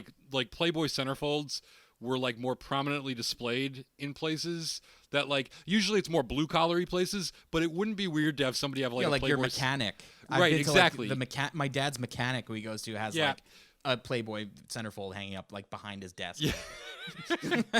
Yeah, I feel like it was just slightly more acceptable back then or something. I think there was like a little more novelty to it, or like people like were like, oh, what, it's the human body, whatever. It said before maybe they were still adjusting to the AIDS epidemic. It's that maybe pre-internet that's sort of age why too, the- and also I think there was a different sensibility about like how you could express yourself as being someone like a little bit more hip and into art, and like like even in like a little bit of a naughty way, like, oh yeah, I'm not a fucking square. I've got like a picture of tits somewhere. Yeah, right. Like- Exactly. It's just that it's like rivaling his self-portrait Yeah. in size. It's like so big. He's like, I'm a third wave feminist. This is empowering.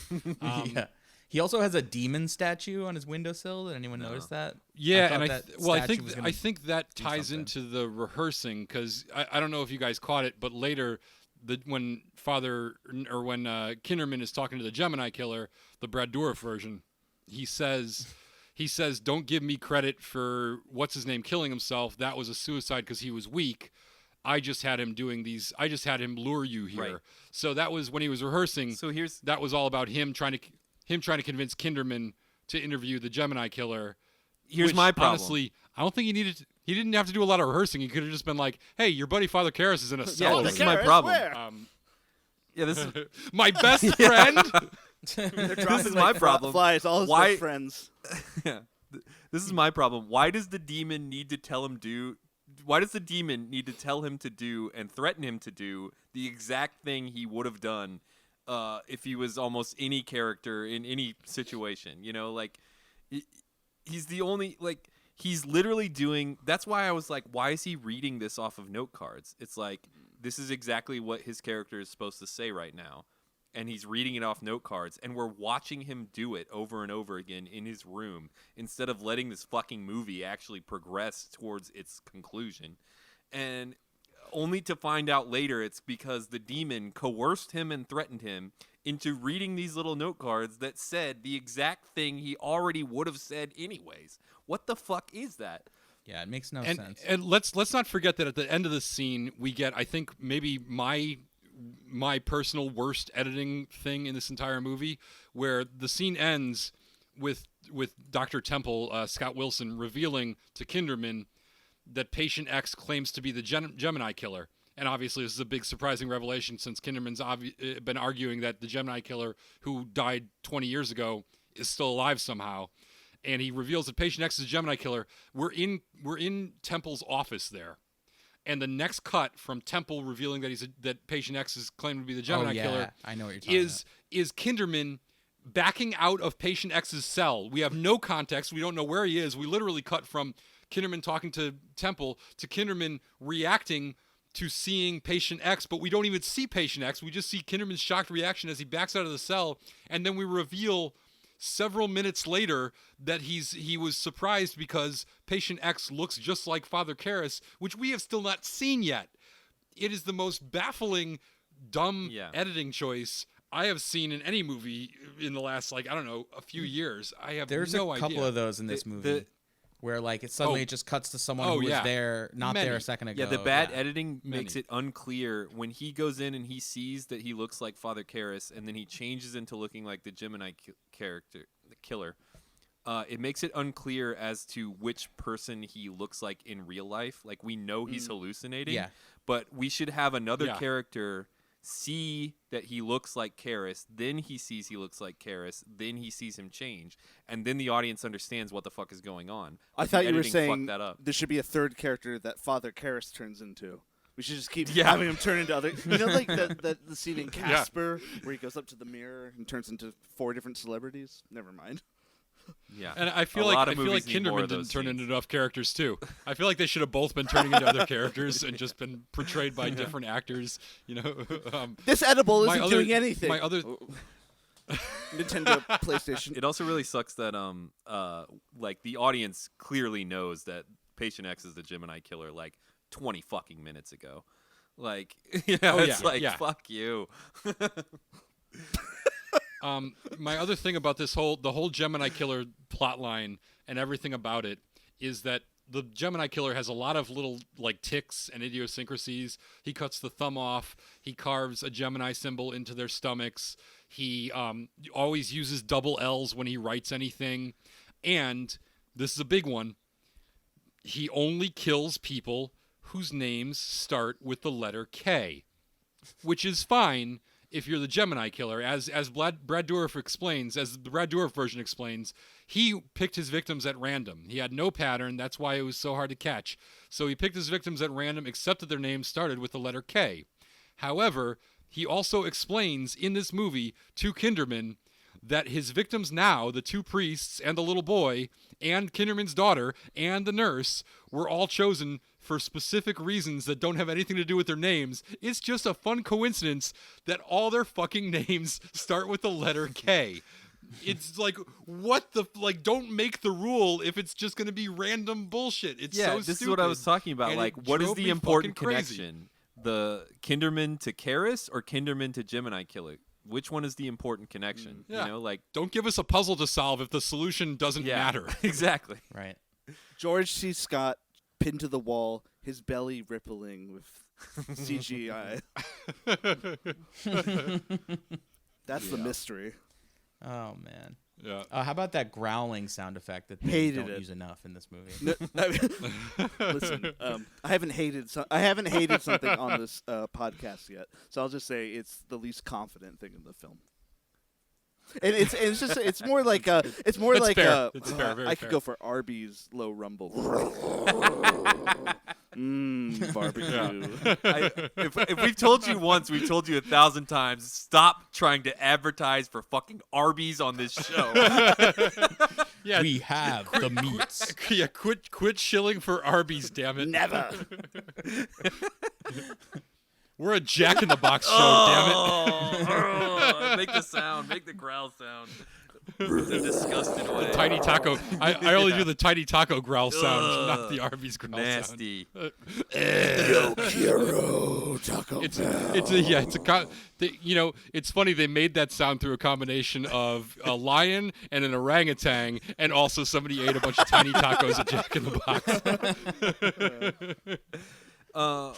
They just went to a Jack in the Box bathroom and dropped a microphone in. The best sounding Makes thing a in lot the of film. sense. Makes a lot of sense.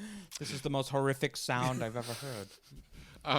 I'll tell you, since we're getting towards the end, I will tell you that the biggest misdirect in this movie is when so it's after Kinderman's being strangled by the super strong nurse in his home after his daughter was yanked by her hair out of the way of the loppers. And it looks like it's the end for Kinderman, and then inexplicably the old lady collapses to the floor in a weird like one of those things where the camera follows her down, but she's clearly moving in slow motion. And what happens is Father Morning has showed up at the hospital to exorcise the demon. And How'd for he a get in second, there? I was like, a number of random questions. The code changes every day. But I mean, he walks in, and for a second, it seems like he's got shit under control. He's kind of got that. He almost sounds like James Earl Jones. He's got this deep voice, and he's reading from the Bible, and the demon's clearly freaked out, and he's going to perform this exorcist. exorcism, and I kind of like what I was thinking was, oh, this is like a turning point. We're actually reaching the climax, and the exorcist is going to perform an exorcism, and that's going to end the movie. I hope. And I was what I was hoping for was we did the one smart thing this movie did was in the opening scene it had the little Tubular Bells theme from the first movie. And I loved it, and I was like, "Yeah, all right, back to basics. Yeah. Let's get to it."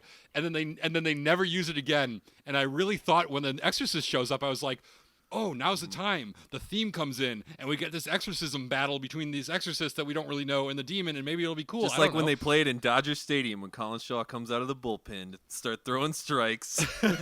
Well, Harris, you wish. Sorry.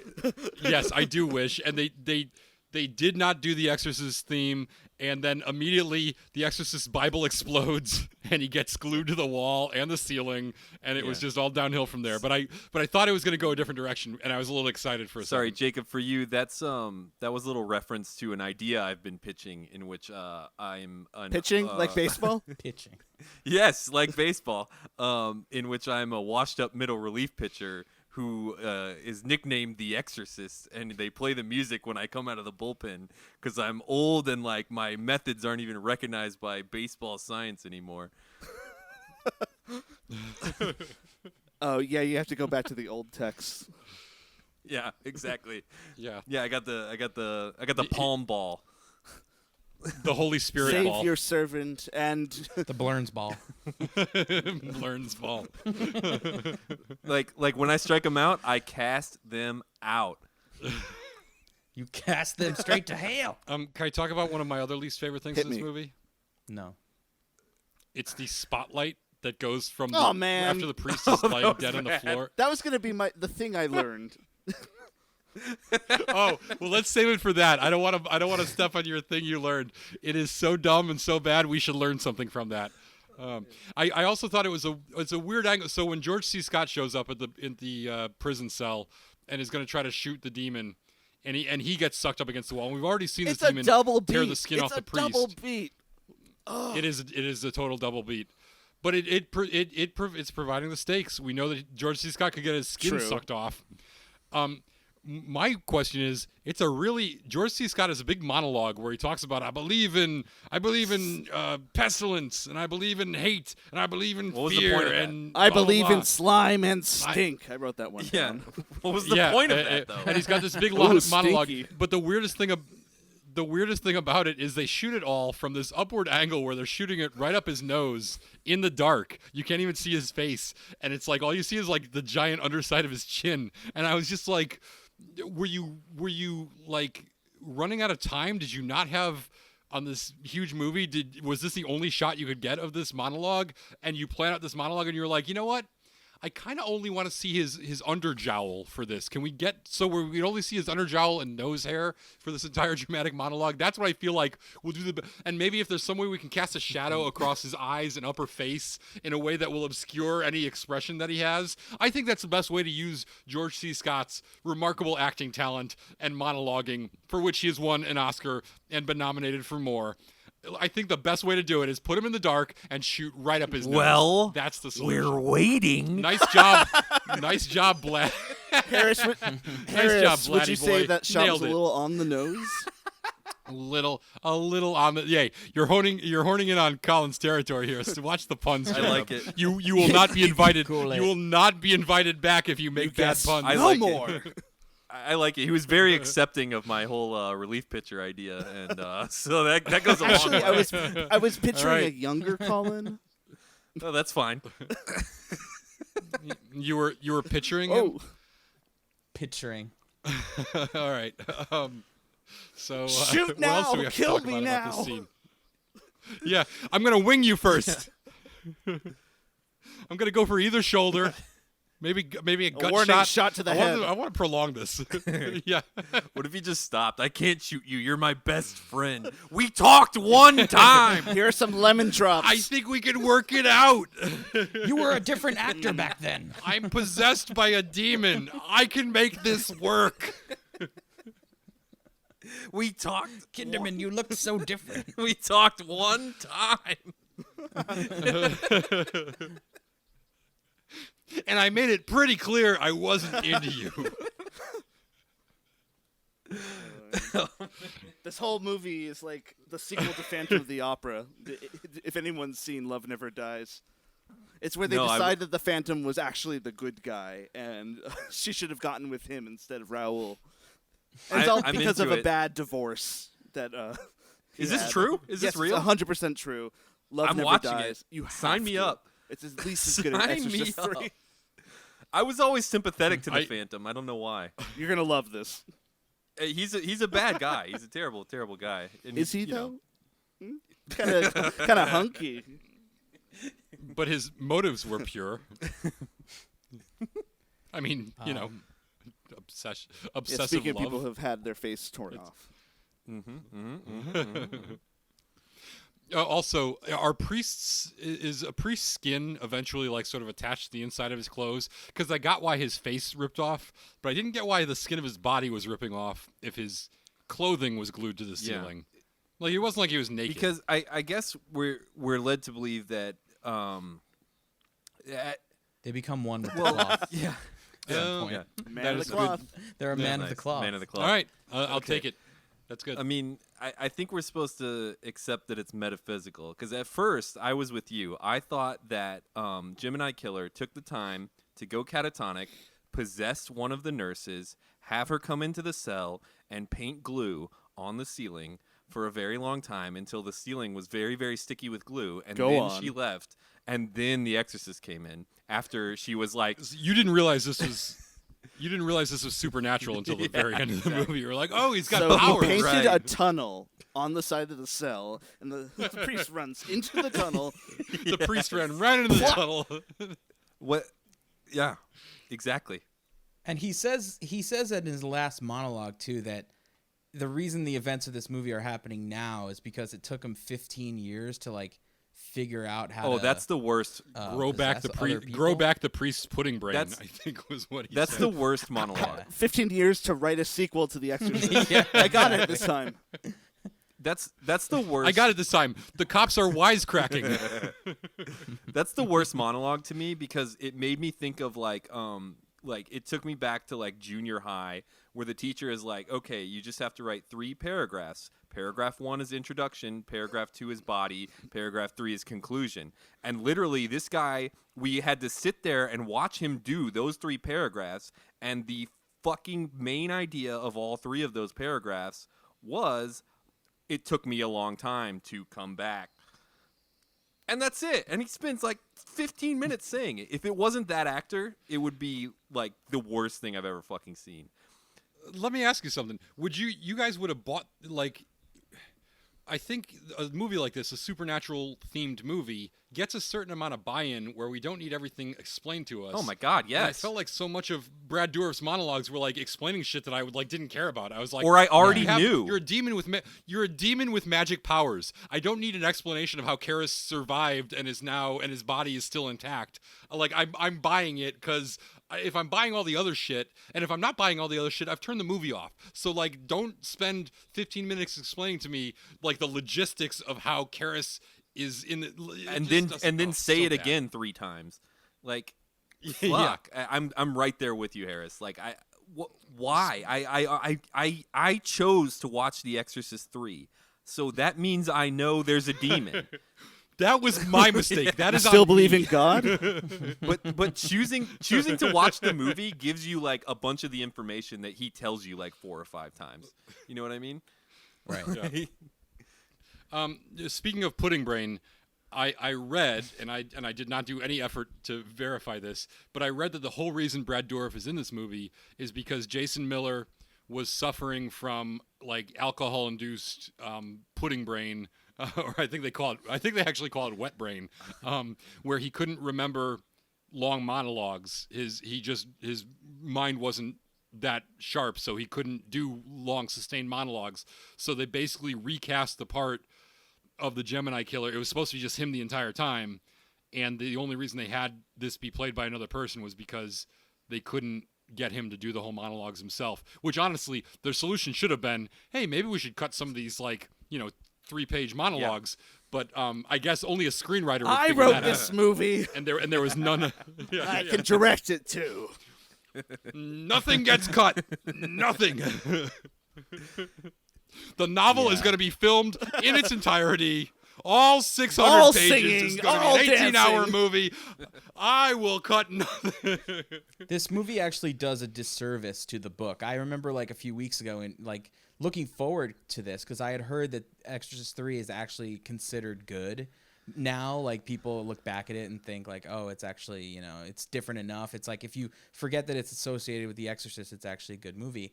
And it's funny because like going into this also, I had heard that Exorcist 2 was like terrible. So I guess my expectations were so low for that I actually enjoyed it a little more. And then for this, my expectations were a little high and I did not enjoy it as much. But I was actually thinking like, oh, the book Legion sounds pretty cool. Like I should probably check that out. And now that I've seen this movie, I'm not reading that fucking book. Yeah, I think low expectations helped The Exorcist 2 a lot for me. But like these are both genres because we've seen 3 movies now and they're all 3 different genres. The Exorcist was kind of like horror, almost Polanski-esque suspense horror, psychological horror, a little bit of body horror. And the second one was obviously sort of a high concept sci-fi. It wasn't even a horror movie. It was like a sci-fi supernatural movie. And this one is that whole supernatural detective story. And I love like the last 2 movies are like better genres for me.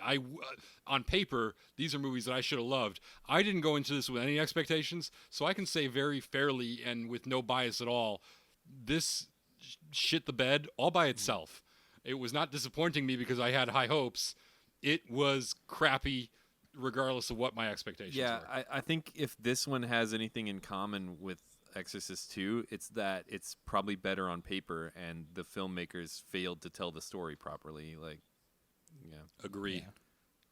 Yeah. Although technically the filmmakers in the second one were like that's like Citizen Kane compared to this in terms of like how it's shot and how it's edited and everything. It is such a better movie than this. Which I'll tell you one thing right now: just no one built a locust headdress for this movie, and that was a mistake. Yeah. And it's the worst for it. Yeah, it really is. One locust headdress would have bumped this up at least a Timothy Dolphin in my mind. Agreed. I'm watching the scene where Kinderman's in his kitchen and his daughter is like getting something out of the refrigerator and she like reaches in like this really fast. Do you guys know what I'm talking about? Yeah. And like then she like trudges over like a zombie and you're like, oh no, what's... Yeah. But then she gets to him and she's like, good night, Dad. And it's like, it's I have normal. no memory of this. Yeah. Isn't that a pointless scene? you're Isn't there no probably- point to that scene other than to establish like he think does it's still supposed- have a daughter? Keep remembering I that. think Right, supposed it's to be like reminding you, oh yeah, he has a daughter. I thought it who was he a red loves. herring that we're supposed to think something's wrong with the daughter, but like you just said, it's like it. Yeah, because because the way she diffuses reached it into so the quickly. fridge, I was like, oh, is she possessed right now? Like, Yeah. what's about to and happen? then it's like the camera is focused on her feet, which are like sort of shuffling, like Yeah. she's maybe not fully conscious, but she turns out she's just kind of tired and. Oh yeah, clumsy. she looked like she was sleepwalking in the very beginning of the scene. Yeah, right, exactly. And right. you thought something creepy might happen because it's an Exorcist movie, so you're expecting creepy stuff. But unlike the first Exorcist movie, not a lot of By creepy the stuff time you get happens to in this that awkward jump cut, you're like, what the fuck was the point of that scene? one. Yeah. Yeah, I mean, I feel like there were so many more oddities about this movie, but we've kind of hit a lot of things. Yeah, we've done our due diligence of talking about the stupid shit in this movie. We could talk about our favorite and least favorite parts. I mean, I think I've covered a lot of my least favorite parts. But I don't know. What was my favorite part? I mean, the dream sequence is a pretty easy one. For me, I think that's it. Although Also, what was the line he says? It's not in the file. That was yeah, really good. yeah. I like that. That really It is matters. not It's in not. the file. It is not. I also like the when Nurse Bitch goes, "Are you leaving? Please leave. I cannot wait for you to leave." That was good. And I also like You the and me both, sister. I also like the completely incongruous like moment of tension diffused by, "So is she staying for dinner or what?" All these great character moments. Yeah, so stupid and awful. No, for me, honestly, it was a snap zoom with a lopper was my favorite moment, and my least favorite moment was everything else except for Tubular Bells playing at the beginning. Oh, I have a question about that. Because you watch it in slow motion, Was it just me, or like was there some kind of Gumby thing going on with her neck? You know how when you take like a pencil and you shake it, it looks like it's made of rubber? I was definitely getting that with her neck when I watched this. Did anybody else see that? I feel like, so what happens physically is the loppers are basically, and they explain earlier in the movie, the coroner explains earlier in the movie that the loppers they're basically like big like tree trimmers that have to be held open, and they automatically snap back really forcefully, and that's how they lop off heads so effectively. Yeah, they're spring loaded. Yes, right? so they're spring loaded in the opposite direction of how they normally would be. So they're like, they snap heads really quick. And basically, the loppers, when they go into that scene, get right on her neck. So the daughter's neck is in the loppers. So all the demon nurse old lady has to do is release the loppers, and it will cut her head off. And then the racist grandma grabs her by the hair and yanks her out of the way of the loppers. And what I think they did watching it in watching it in slow motion is I think they actually filmed it in like slow motion and sped it up, because it seems like they do like the hair jerk, and then she like bends her neck, and then she like sort of rolls her head out of the way. And I think it's like they do it in slow motion, but even when they speed it up, it doesn't look natural. It looks very strange, and it doesn't like, it's not normal physics. It's such a quick cut. It is really literally it's not even like a half a second. It's like 8 frames or something. But it's very weird. She looking. actually dies from the whiplash. Yeah, exactly. Yeah, that's what I was gonna say. Yeah, the irony. She got a bad concussion irony. from that. Yeah. My favorite part was Brad Dourif, and love that Brad Dourif. Brad Dourif's great. He's great. And my least Out of favorite 10. part is go to Arby's. We have the meats. What else is Brad? What is the, You've what been asked to stop. what else is Brad Dourif in? We Besides talked about it. Child's Play. One Flew Over the Cuckoo's Nest. But besides Yeah. that, he's like a famous actor. He's been in Lord of the 5 Rings things. too. Grima Wormtongue. Yeah, All right, I guess that's it. Grima Wormtongue. he's in Lord of the Rings was kind of a big deal. He's in Wise Blood, but that's not a thing that anybody would know. He's got to be in other stuff. He is. He's in a lot of stuff. It's just I can't remember them all because I did not think I would be tested on this. Oh, the sorry. upcoming Chucky TV series. Yes, Most anything likely, yes. Chucky, Cool. anything Chucky related. Yes, of course. What else? Have we talked about the whole cast? We didn't forget anybody. Jonathan Maurer. I mean, we could talk. We didn't really talk about the cast too in depth. We didn't talk about like George C. Scott and what else we know him from. And Or is, Sweaty, thick. yeah. is there anyone What's- else like behind the scenes who worked on this, or is it No, it's just William Peter Blatty? I looked it up. It's like it's a shit show. It's like nobody. The DP Jerry Fisher worked on some other stuff, but not really anything to. I mean, it's basically William Peter. This is the Blatty Boy show. Yeah, it is. Oh, you know who we did miss though? There was another cameo, Kevin Corrigan. As Oh, the, yeah, as in the, the altar beginning. boy, as the altar boy with the cool transition shades at the beginning. Oh yeah, that guy. Yeah, That was a he's- cool 80s Guy who guy wanted right to there. leave the room. Yeah, he's been in a ton of stuff, and he he still was in is. Goodfellas he in the still same is, year. right? And he still is acting in a ton of things. Yeah, that's He's right. funny. He was in Goodfellas. Yeah, he's like more of a comedy actor now, kind of. But He survived the Exorcist curse. he's been in so Yeah. many things. Yeah. I You said don't remember what his lines were in that scene, but I'm pretty sure it was okay, priest, I'm still a cool 80s guy. Catch you later. Yeah, they were all awful. They were. Yeah. They were. I got a date with God. Yeah. Yeah. Flip And it shit. was all. They were all like. It was all like that's the thing with all those lines, and the thing with Kinderman and whatever his name was, and the other Dyer. All their lines were like throwaway lines. It was like they weren't even listening to each other. And that priest altar boy scene was the same thing. It was like, well, speed kills. Well, I don't know about that. Well, blah, blah, blah. And they're just like saying like things that it was just like, what the fuck are you people? This isn't how people talk. Yeah, that's my biggest pet peeve about William this. Peter Blatty. Have you ever heard humans talk to each other? This isn't how it happens. It's all in the book. He's like, well, I wrote it in the book, so we So gotta do clearly it. people talk like this. I'm not gonna The change people it in my now. book talk. Did Blatty write the screenplay for the first one? That's a good question. I don't think he did. But I Because will. the dialogue or everything in the first movie is great. Like, Well, there's don't nothing... forget, he had a director that was doing a lot of Competent. That.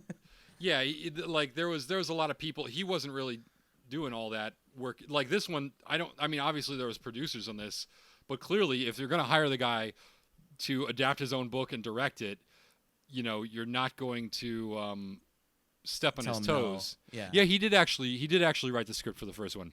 So I imagine that was in collaboration with William Friedkin and, you know, He whoever just didn't else. get credit. Yeah. I mean, also, no, like- no, I mean, it doesn't mean William Friedkin actually wrote anything, but I mean, they were probably working together to talk about what needs to be in and what needs to be out. And What if instead of this monologue, she throws up? yeah, can she just spit up all over the place and maybe her head spins around instead of telling Maybe him urinate on the why carpet. she's possessed? And what if she just jabs herself in the crotch with a crucifix instead of explaining the whole story in like a 8-minute Show, monologue? don't tell. Yeah, exactly. The story of the first Exorcist movie is based on a true story. You know, an article that was written about supposedly a real thing that happened. Whereas this is not based on anything. It's just based on an idea. So at least for the first movie, you had like something to go off of. You know. Yeah, I mean, it was based on like the Zodiac Killer, kind of, but not really. Not really. Yeah. Not In name enough, only. I guess. Yeah. I think this is another case of what I was talking about before, where like it being the third movie is where the mistake started. Is like, oh, he thought he did a really good job writing the first one, so his writing must be the thing that's good. So he just keeps putting more of it in there, and it's like you've definitely put too much of your own writing in there. Just William Peter Blatty loves the smell of his own farts. Yeah. Yeah, I think that He calls them bladdies. he wafts the bladdies up towards his nose every time. Yeah, I think that's like what's funny is the original idea for the sequel was just going to be a knockoff where they basically redid the first one with a bunch of unused footage from the first one and made it like a detective story. And I think that was maybe a better idea, just to make all the movies actually about exorcisms and kind of repeat, you know, as much as I love the innovation of some series franchises that have been able to reinvent themselves as they go, this might not be the right one. Stick with the fucking cool music, do the creepy ass shit, and have a movie about exorcisms. That's like what is so difficult about that. Yeah, they should have an Origins movie, an Exorcist Origins. Yeah, they should do something like that where they go into the past and revisit old friends. And Maybe yeah. we'll encounter something like that soon. I wonder. I don't know about you guys. There's a lot not to enjoy about doing this, but I'm kind of enjoying how hard this is crashing and burning. this movie, it's No, this franchise. Oh yeah. You know, mean- like it's there's a decline It's the happening. Mount here. Everest of film franchises. Yeah. yeah, it's a steep ride down. I feel like I'm in a cello case, just slaloming down the mountain. Yeah. On Her Majesty's Yeah. Yeah. It's fun to talk about and think about a movie this bad. It's painful to watch it, and I did watch it twice, Oh, yeah. which was not like that was not enjoyable for me. You know what's really painful? These Brad Dourif monologues, specifically when he's looking directly into the camera. Yeah. It's like, Oh yeah. I don't know about you guys, but when that happens for me in a movie, like I kind of have to look away. I can't like look at the person looking at me because it's off-putting, you know? Listen- So not only am I having to listen to these monologues, but I'm like sort of not like fully looking at the screen, you know? Well, I'm gonna get nerdy for a second. I love when characters look into the camera. I think directors should use that trick more often. It's something that like Ozu does and Jonathan Demme does, like in Silence of the Demme, Lambs, and he does it all the time. And like Barry Jenkins does it all the time. A lot of directors use that very effectively in the right spots. I would like to just point out, though, that in The Exorcist 3, at any point in the movie, is the wrong spot to do anything. Like it's just like I was just, I just catched up. I was just catching up with the Lovecraft Country show. yeah. And in the latest episode, a character not only looks at the camera but waves at it too. and It's in usually an breaking homage a to rule, Exorcist isn't it? 3. Yeah. Oh, Yeah. they were very intentional. Yeah, so once again, I think a skilled director could find a way to make a like direct look at the camera work. They do it all the time. This is not, you know, Blatty Boy is not that person. Yeah, that's a testament to like what good filmmaking is and how they could pull that off. Like in Silence of the Lambs, it's You don't like, even notice. It, Oh, you- it's- I you- mean, you it's feel the the best chill and part. you don't even know. Yeah. yeah, it's like effective. I've heard that the truly great directors will go and find all the extras and tell them that that when they are in the background of the scene, they are supposed to look at the camera Directly and wait. into the camera. And then, he goes back to directing. And then when all the extras do it, he threatens to fire all of them. He screams. He screams at the second AD. That would be the funniest practical joke for a second AD. Is tell the actress to look in the camera. I love they all subtle... spike the camera simultaneously, and you flip out of the second AD, and he's like, "What? That was not." I love subtle ways to assert your authority as a director. Yeah, I bet that happened on Vanilla Sky. Yeah. If anyone remembers that scene in the bar. Yeah. Did you tell them to leave? What the hell, man? You'll never work in this town again. I'm just kidding. I did it. What else is there about this movie? The music was terrible. It felt like an X-Files episode. Yeah. Yep. Just exhausting. I was What an just so exhausting shocked. I was so shocked by the quality of the production, the sound specifically, how I kept noticing, and okay. I'm going to get a little technical here. You know how when you're editing sound, you've got your one sound here, and then in the next layer is you fade this sound in. There was no fade in. I could hear this sound stop and then this sound begin, Mm-hmm. Yeah. You could literally hear the cuts. They used to have to do it on big reel-to-reels. Yeah. Yeah. You but I mean, felt all the plenty bumps of in this movies one. came out in 1990 and before where you don't notice it. They And do now listen, a good job. This was an $11 million movie, so it basically had. Does that include the reshoots? Apparently, That's $100 million in today money. It's a fraction of what the original movies cost. But the second one must have had a big budget. What was this? No? Let me see. They spent $10 million just on that show Locust. The second. This is the picture Locust. Find the. You can make The Exorcist 3, but no locusts. The second one had a $14 million budget. So the budgets just keep getting lower. Yeah. Actually, the first one had a $12 million budget, so it went up a little bit and then went down a little bit. But also keep in mind, the first one was made in 1973, and the second one was made in 1977. This came out in 1990, so this is 13 years later, and it actually was the cheapest of the bunch. So I guess they weren't spending money to make things good, Yeah, I mean, it's all interior. It's most of it's in this one room. Yeah, and it did make $39 million, so it was probably profitable. But obviously they didn't make another one for several years, so not that. Was it number one in the first weekend it came out? Probably. I have no idea. I did read that they rushed the release date of this movie. They released it earlier than expected because. So maybe that's why the editing. Maybe, but they did it because the movie, I think it's called Possessed or Possession. Oh yeah, the right. one with Leslie Nielsen. Yeah. The spoof of The Exorcist was coming out, so they had to release this before that movie. Which, by the way, we watch that. Which, by the way, we should. can't. I've never seen it. Which, by the way, we cannot watch. I wanted to, and I looked it up. It is not available anywhere. Anywhere, but it's part of the Exorcist franchise. I couldn't find it streaming anywhere. I think we could maybe get a used copy on Amazon or something. And yeah, there's got to be a hard copy, right? Yeah. I guess there is stuff that isn't on DVD or Blu-ray that. That's shocking. VHS, fuck it. Like classics like 6 Days and 7 Nights with Harrison Ford and Anne Heche. I recently found out it wasn't on. That's DVD not on DVD. Yeah, can't buy it. I mean, I own it on DVD. Well, actually. then that's a rarity, and Yeah. that's also kind of an embarrassment. Well, you know why I feel I like own you're it? not cruising eBay. When I bought my DVD player, when DVD players first came out, there was a deal that you got 5 free movies. And you got to pick the 5. You got to pick the first 4, and the 5th one was 6 days. 6 days, 7 nights. Yeah, I definitely own that DVD. Lethal Weapon 4 was one of the other movies. Actually, That's why you've only seen Lethal Weapon 4. Yeah, it's all coming full circle.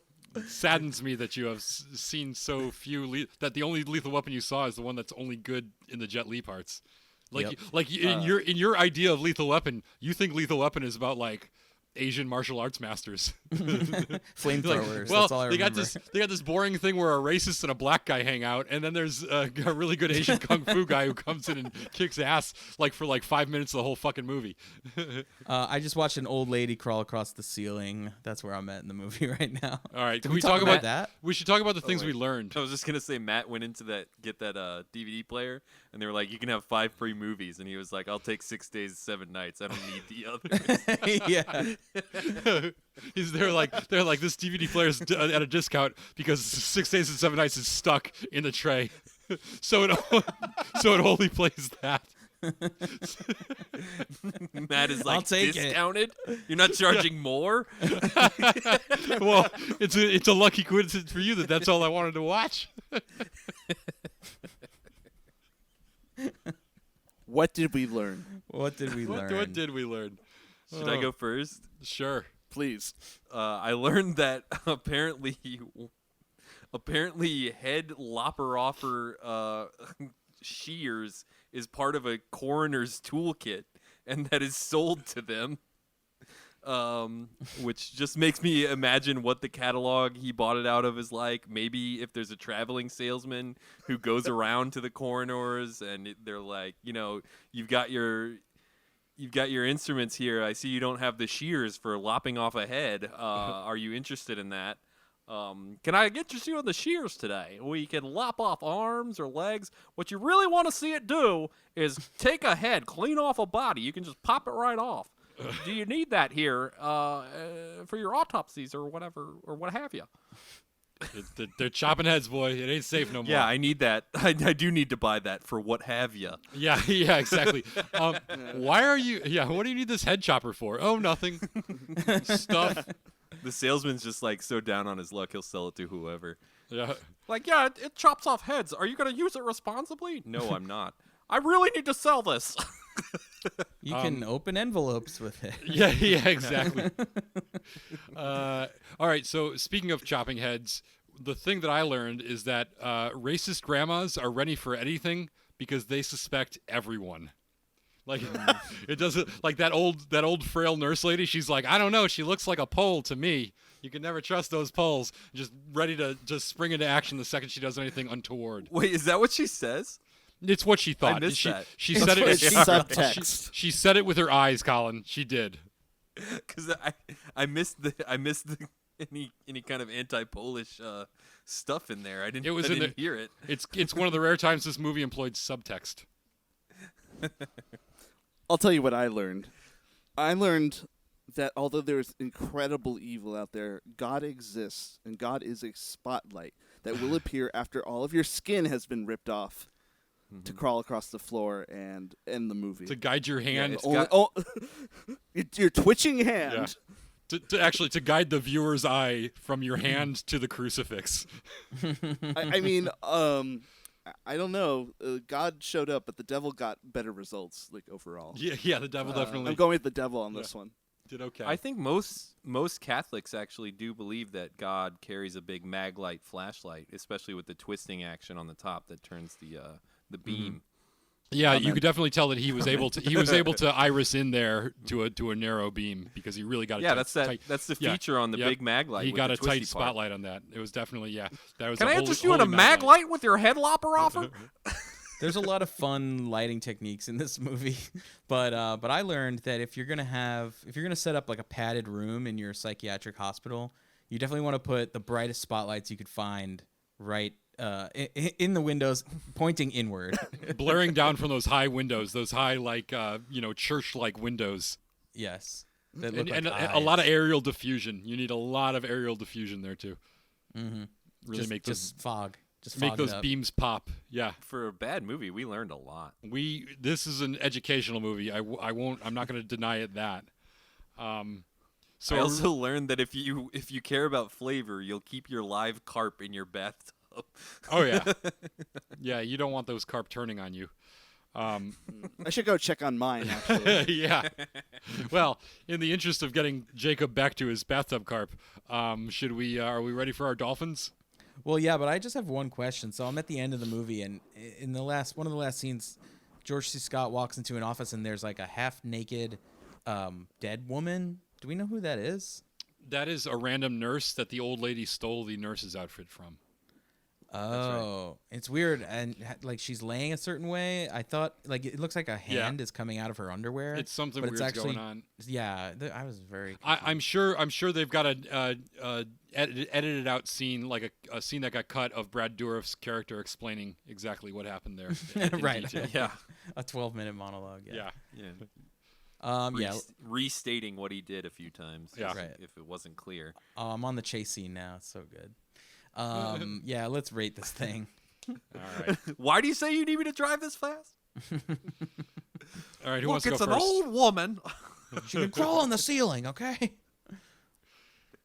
Who wants to go first?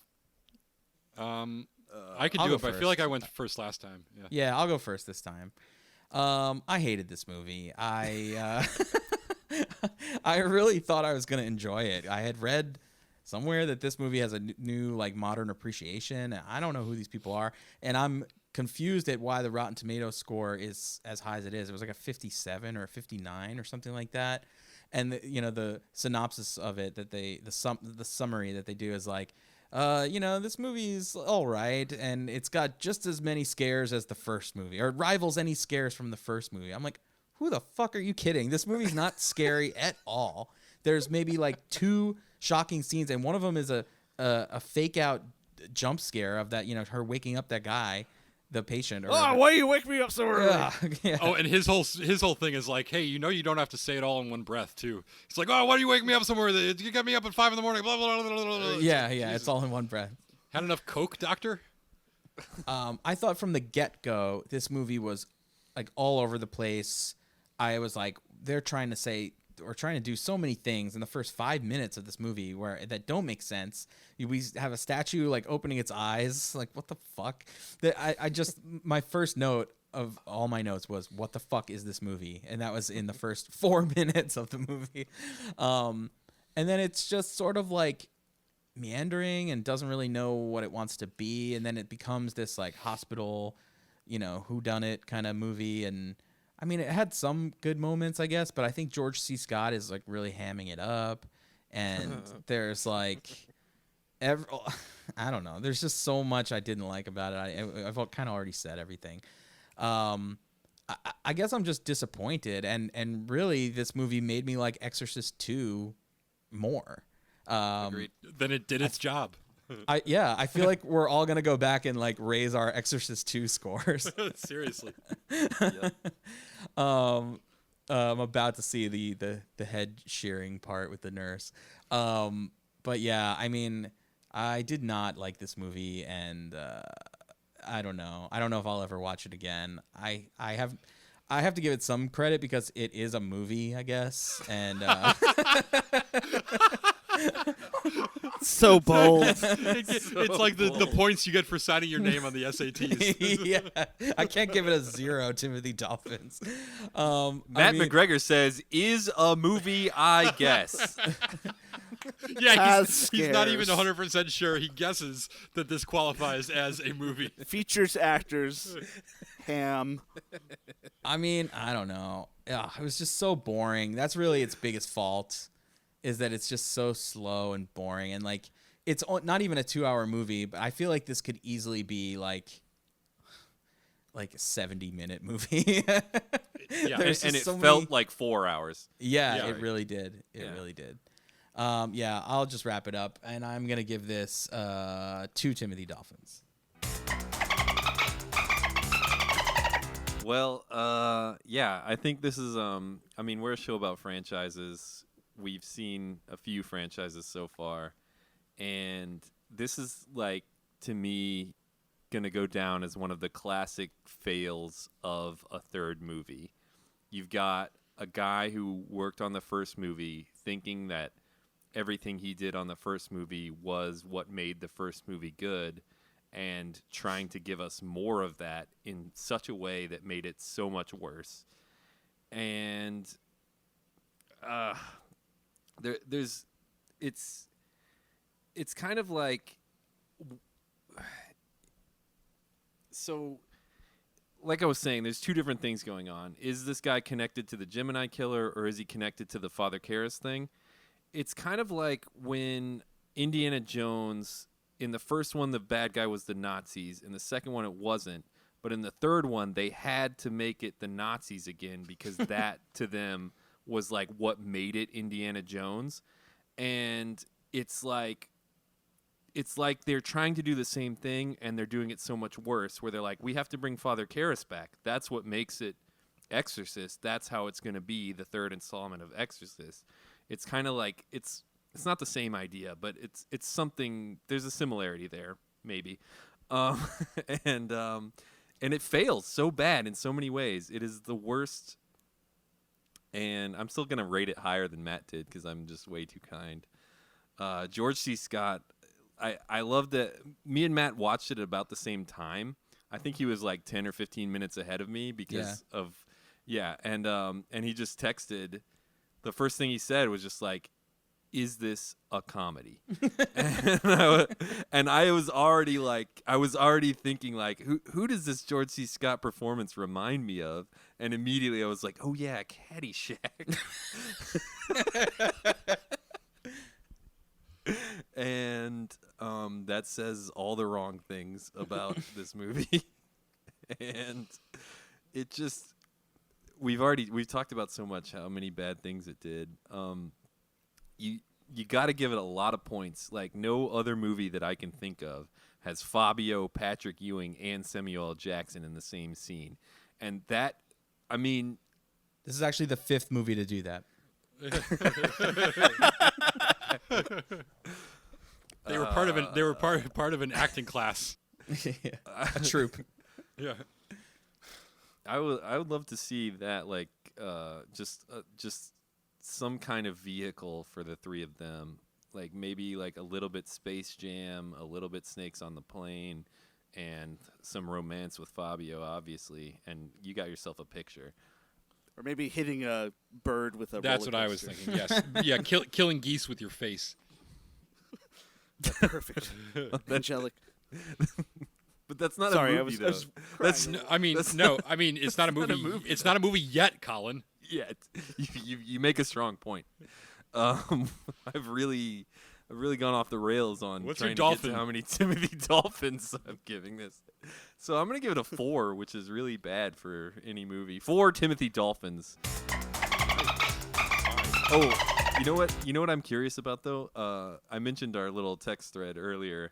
And I felt like something was annoying Harris that I was doing in the text thread, but I'm not sure if it was really annoying him, and I want clarification on that.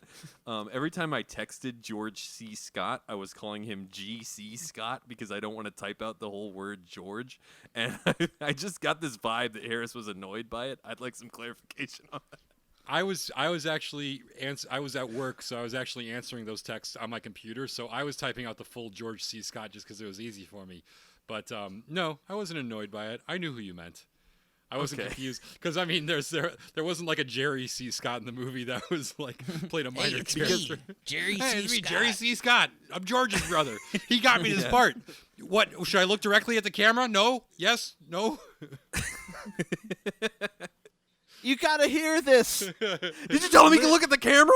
Listen No, I to didn't tell him he this. can look at the camera. You're fucking fired. Just kidding. I told him he could do it.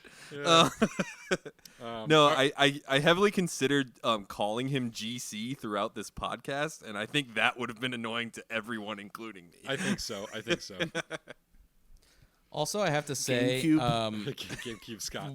the one thing this movie fails to mention is, like, despite all this crazy fantastical crap that happens, if he just shot a patient and killed him, Oh yeah. he would go to jail. Yeah, in the next scene, they're like at Father Karras's grave mourning him, and he's like there with his partner still on the job apparently. But it's like, what was the official story on that one? Like a Yeah, restrained, exactly. he shot a restrained crazy person in his cell, and it's just like, Just to watch him die. he was possessed by a demon, so I guess justifiable.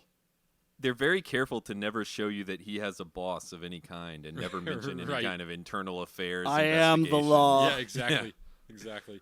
It's Jacob, do you want to bring up the rear, or you want to go next? Absolutely.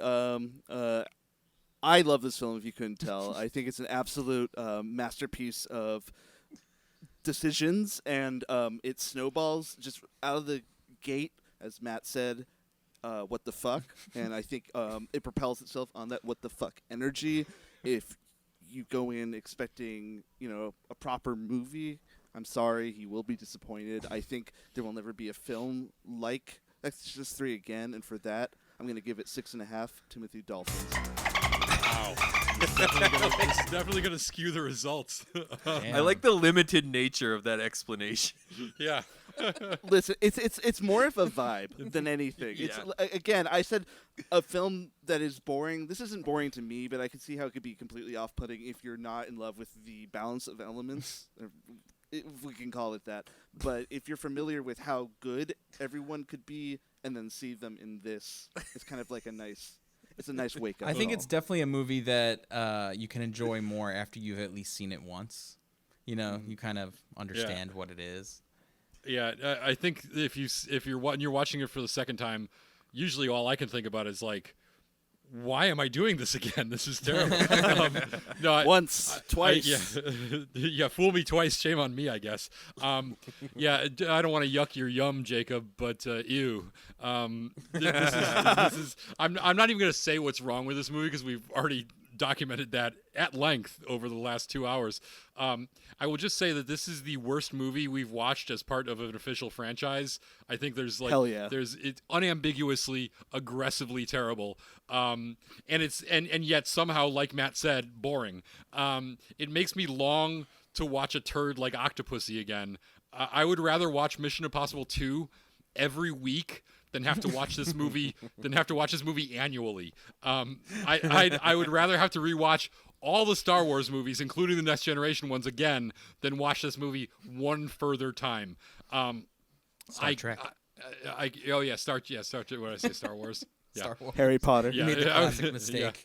Yeah. No. I will. Cloud Either Atlas. one. I would rather watch both those franchises than watch this one more time. I could list its many technical and logistical failures, or like marvel at the almost complete lack of anything good about it. But instead, I will just note what bothers me most about the movie, and that is that The Exorcist 3 it has like this totally unjustified confidence. It is so sure. Yeah. It is so sure that it is clever and scary and funny and chilling and smart. And it's so wrong about all those things. And it's infuriating. Watching it the second time, I was like, no, my brain isn't deceiving me. They thought they were killing it with this thing. Like, and it's just like almost We self-congratulatory. got a bona fide hit on our hands, boys. Yeah. Oh, leave it all in. Pudding brain there. Leave it all in. These monologues are great. Just two guys in a cell with one guy talking at the other guy. It's cinematic gold. Should we put some women in this film? We'll throw some titties up on the wall at one point. It'll be fine. Yeah. I picture some studio guy sitting in a little screening room, just like, "Do you feel that? This picture's gonna change things." Yeah.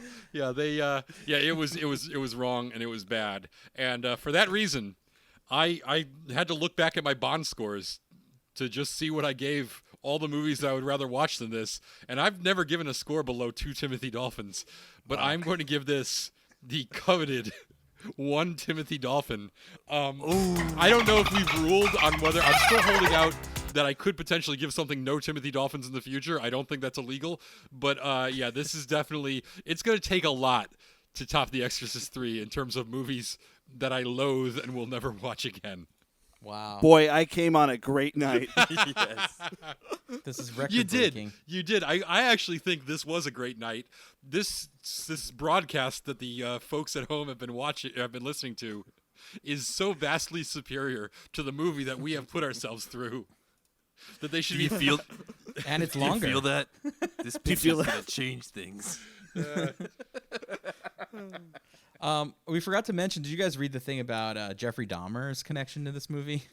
No. Oh, is this? It Oh, was- yeah, I did. It's his It was favorite his favorite movie, and he would show it to his victims before he killed them. which is, part of the psychopath test, I think, in clinical studies now. It's like they show people this movie and they're like, on a scale of 1 to 10, and if you're above a 5, man, How many dolphins? Yeah. Yeah. They ask people how many dolphins they give it, and if you answer 5 or higher, you're on a watch list. You Yeah. immediately lose. You're on a podcast. It also said that he bought those yellow and red contact lenses, and he would wear them so that he could look like Father Karras in this movie. And his other favorite character from a movie, the Emperor from Return of the Jedi. Well, that I understand. I think I'm going to have to raise my score based on this Yeah, that one's a alone. little cooler. Well, okay. Well, we're learning a lot about our friend Jacob Strick today.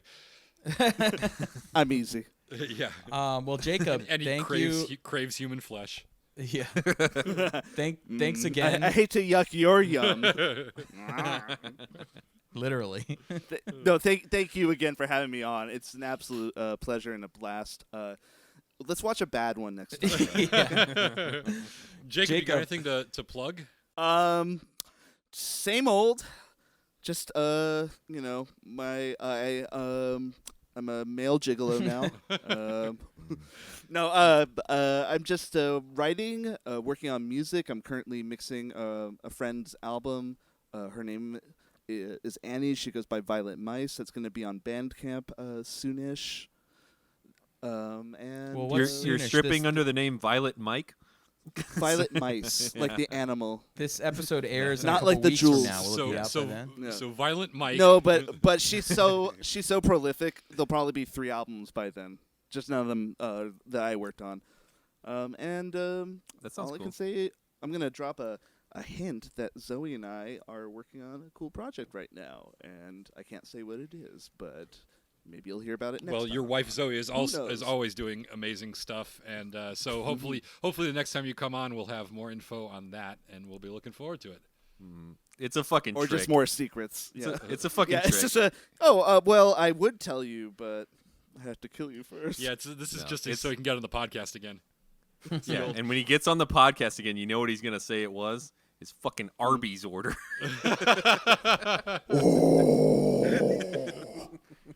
You Arby's shilling motherfucker. He just loves that mass processed roast beef. I love that meat. Yeah. We Do they have still the sell meats. Beef. Do they still sell the beef and cheddar that has that like liquid cheddar cheese substance on it? Probably. I haven't eaten at Arby's in so long. I don't think I've and, ever had Arby's in my entire life. In your whole life. Oh yeah, never.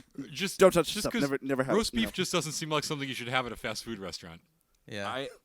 I had a friend in high school. His like brother worked at an Arby's, and he was like, "I'll never eat at Arby's because my brother worked there," and he said it's disgusting, like cleanliness wise, and it was tough to eat Arby's still back Yeah. then.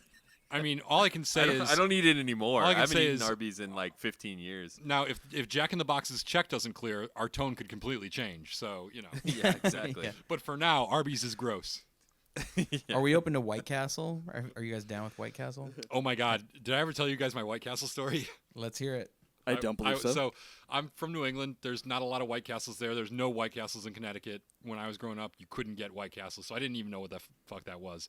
My dad used to say, who I guess it was there at some point, because he used to say it was like drunk food, or maybe I guess he moved around. So he was always like, "Yeah, it's great to eat at like 3 a.m. That's what you do. You get a bunch of mini burgers and everything like that. It's amazing." Totally. So I'm driving across the country, only knowing White Castle from the story my dad told me of how great it is for drunk food when you're really hungry. I'm driving across the country from Kansas City to Connecticut, and I'm carrying all my stuff in the bed of my pickup truck, and I run through a rainstorm, and the tarp blows off the pickup truck. I have to pull over and pull a tarp back down in Chicago, and the wind is just like biting. It's freezing ice and wind just blowing in my face while I'm reaffixing this tarp. Meanwhile, I'm trying to drive there all in one night from Kansas City, Connecticut. It's a long drive, and I ended up at the point where, like, at 3 a.m, I am starving. I'm half asleep. I need to stop and get something to eat. And the only thing open is a White Castle. And I haven't eaten in hours. And I am so excited because I'm like, I could eat anything, but I've never had White Castle. And I'm pumped for this. This is going to be great. This is going to be fucking amazing. And I pull over and I order so many of those little tiny burgers. I'm like, I'll have like 20 little hamburgers and like 5 fries and tons of just Coca-Cola. I just need some caffeinated soda. And I get back on the road and I dig in and I'm just like so excited. And I have one of those little burgers and it is so fucking soggy and gross. It is just like it's like the bun is so saturated with grease that it doesn't even feel like bread. It just feels like something mushy, and it's just covered in onions, and it was so bad. And I was like, oh my god, this isn't even a hamburger. This is like the worst thing ever. So I was like, at least I could shove a bunch of fries in my face, and I start eating the fries. And my lips just start burning, and I'm like, "Oh my god, these fries are covered in rock salt. How did they fuck up fries?" But it was because my whole face was chapped from being outside. That my lips were just blistered from pulling the tarp down a couple hours before that, and just I couldn't eat the fries because the salt just scorched my lips. So I ended up just like having to down a giant Coke and wait until I came across. I literally threw it out at the next rest stop. Because I couldn't eat any of You it. clearly weren't drunk enough. Yeah. That was my mistake. I was driving all night sober. You know, Harris, a lot of times you find yourself driving east out of Kansas City. You're going to find yourself in misery. Are those the lyrics for some song? No, Missouri, misery. Come on. Oh. Oh God, Kansas City. I hate to end That's on that, but we kind of have to end. It's a deep and saddening pun. All right. All right, we'll be back next Actually, time. I think we do have to end on Yeah. that. I think we should end the podcast forever. We are never coming back. Colin ruined it for everyone. Thanks, Colin. It's crazy. I asked myself, how did we get in this state? Drive east. We have the meat.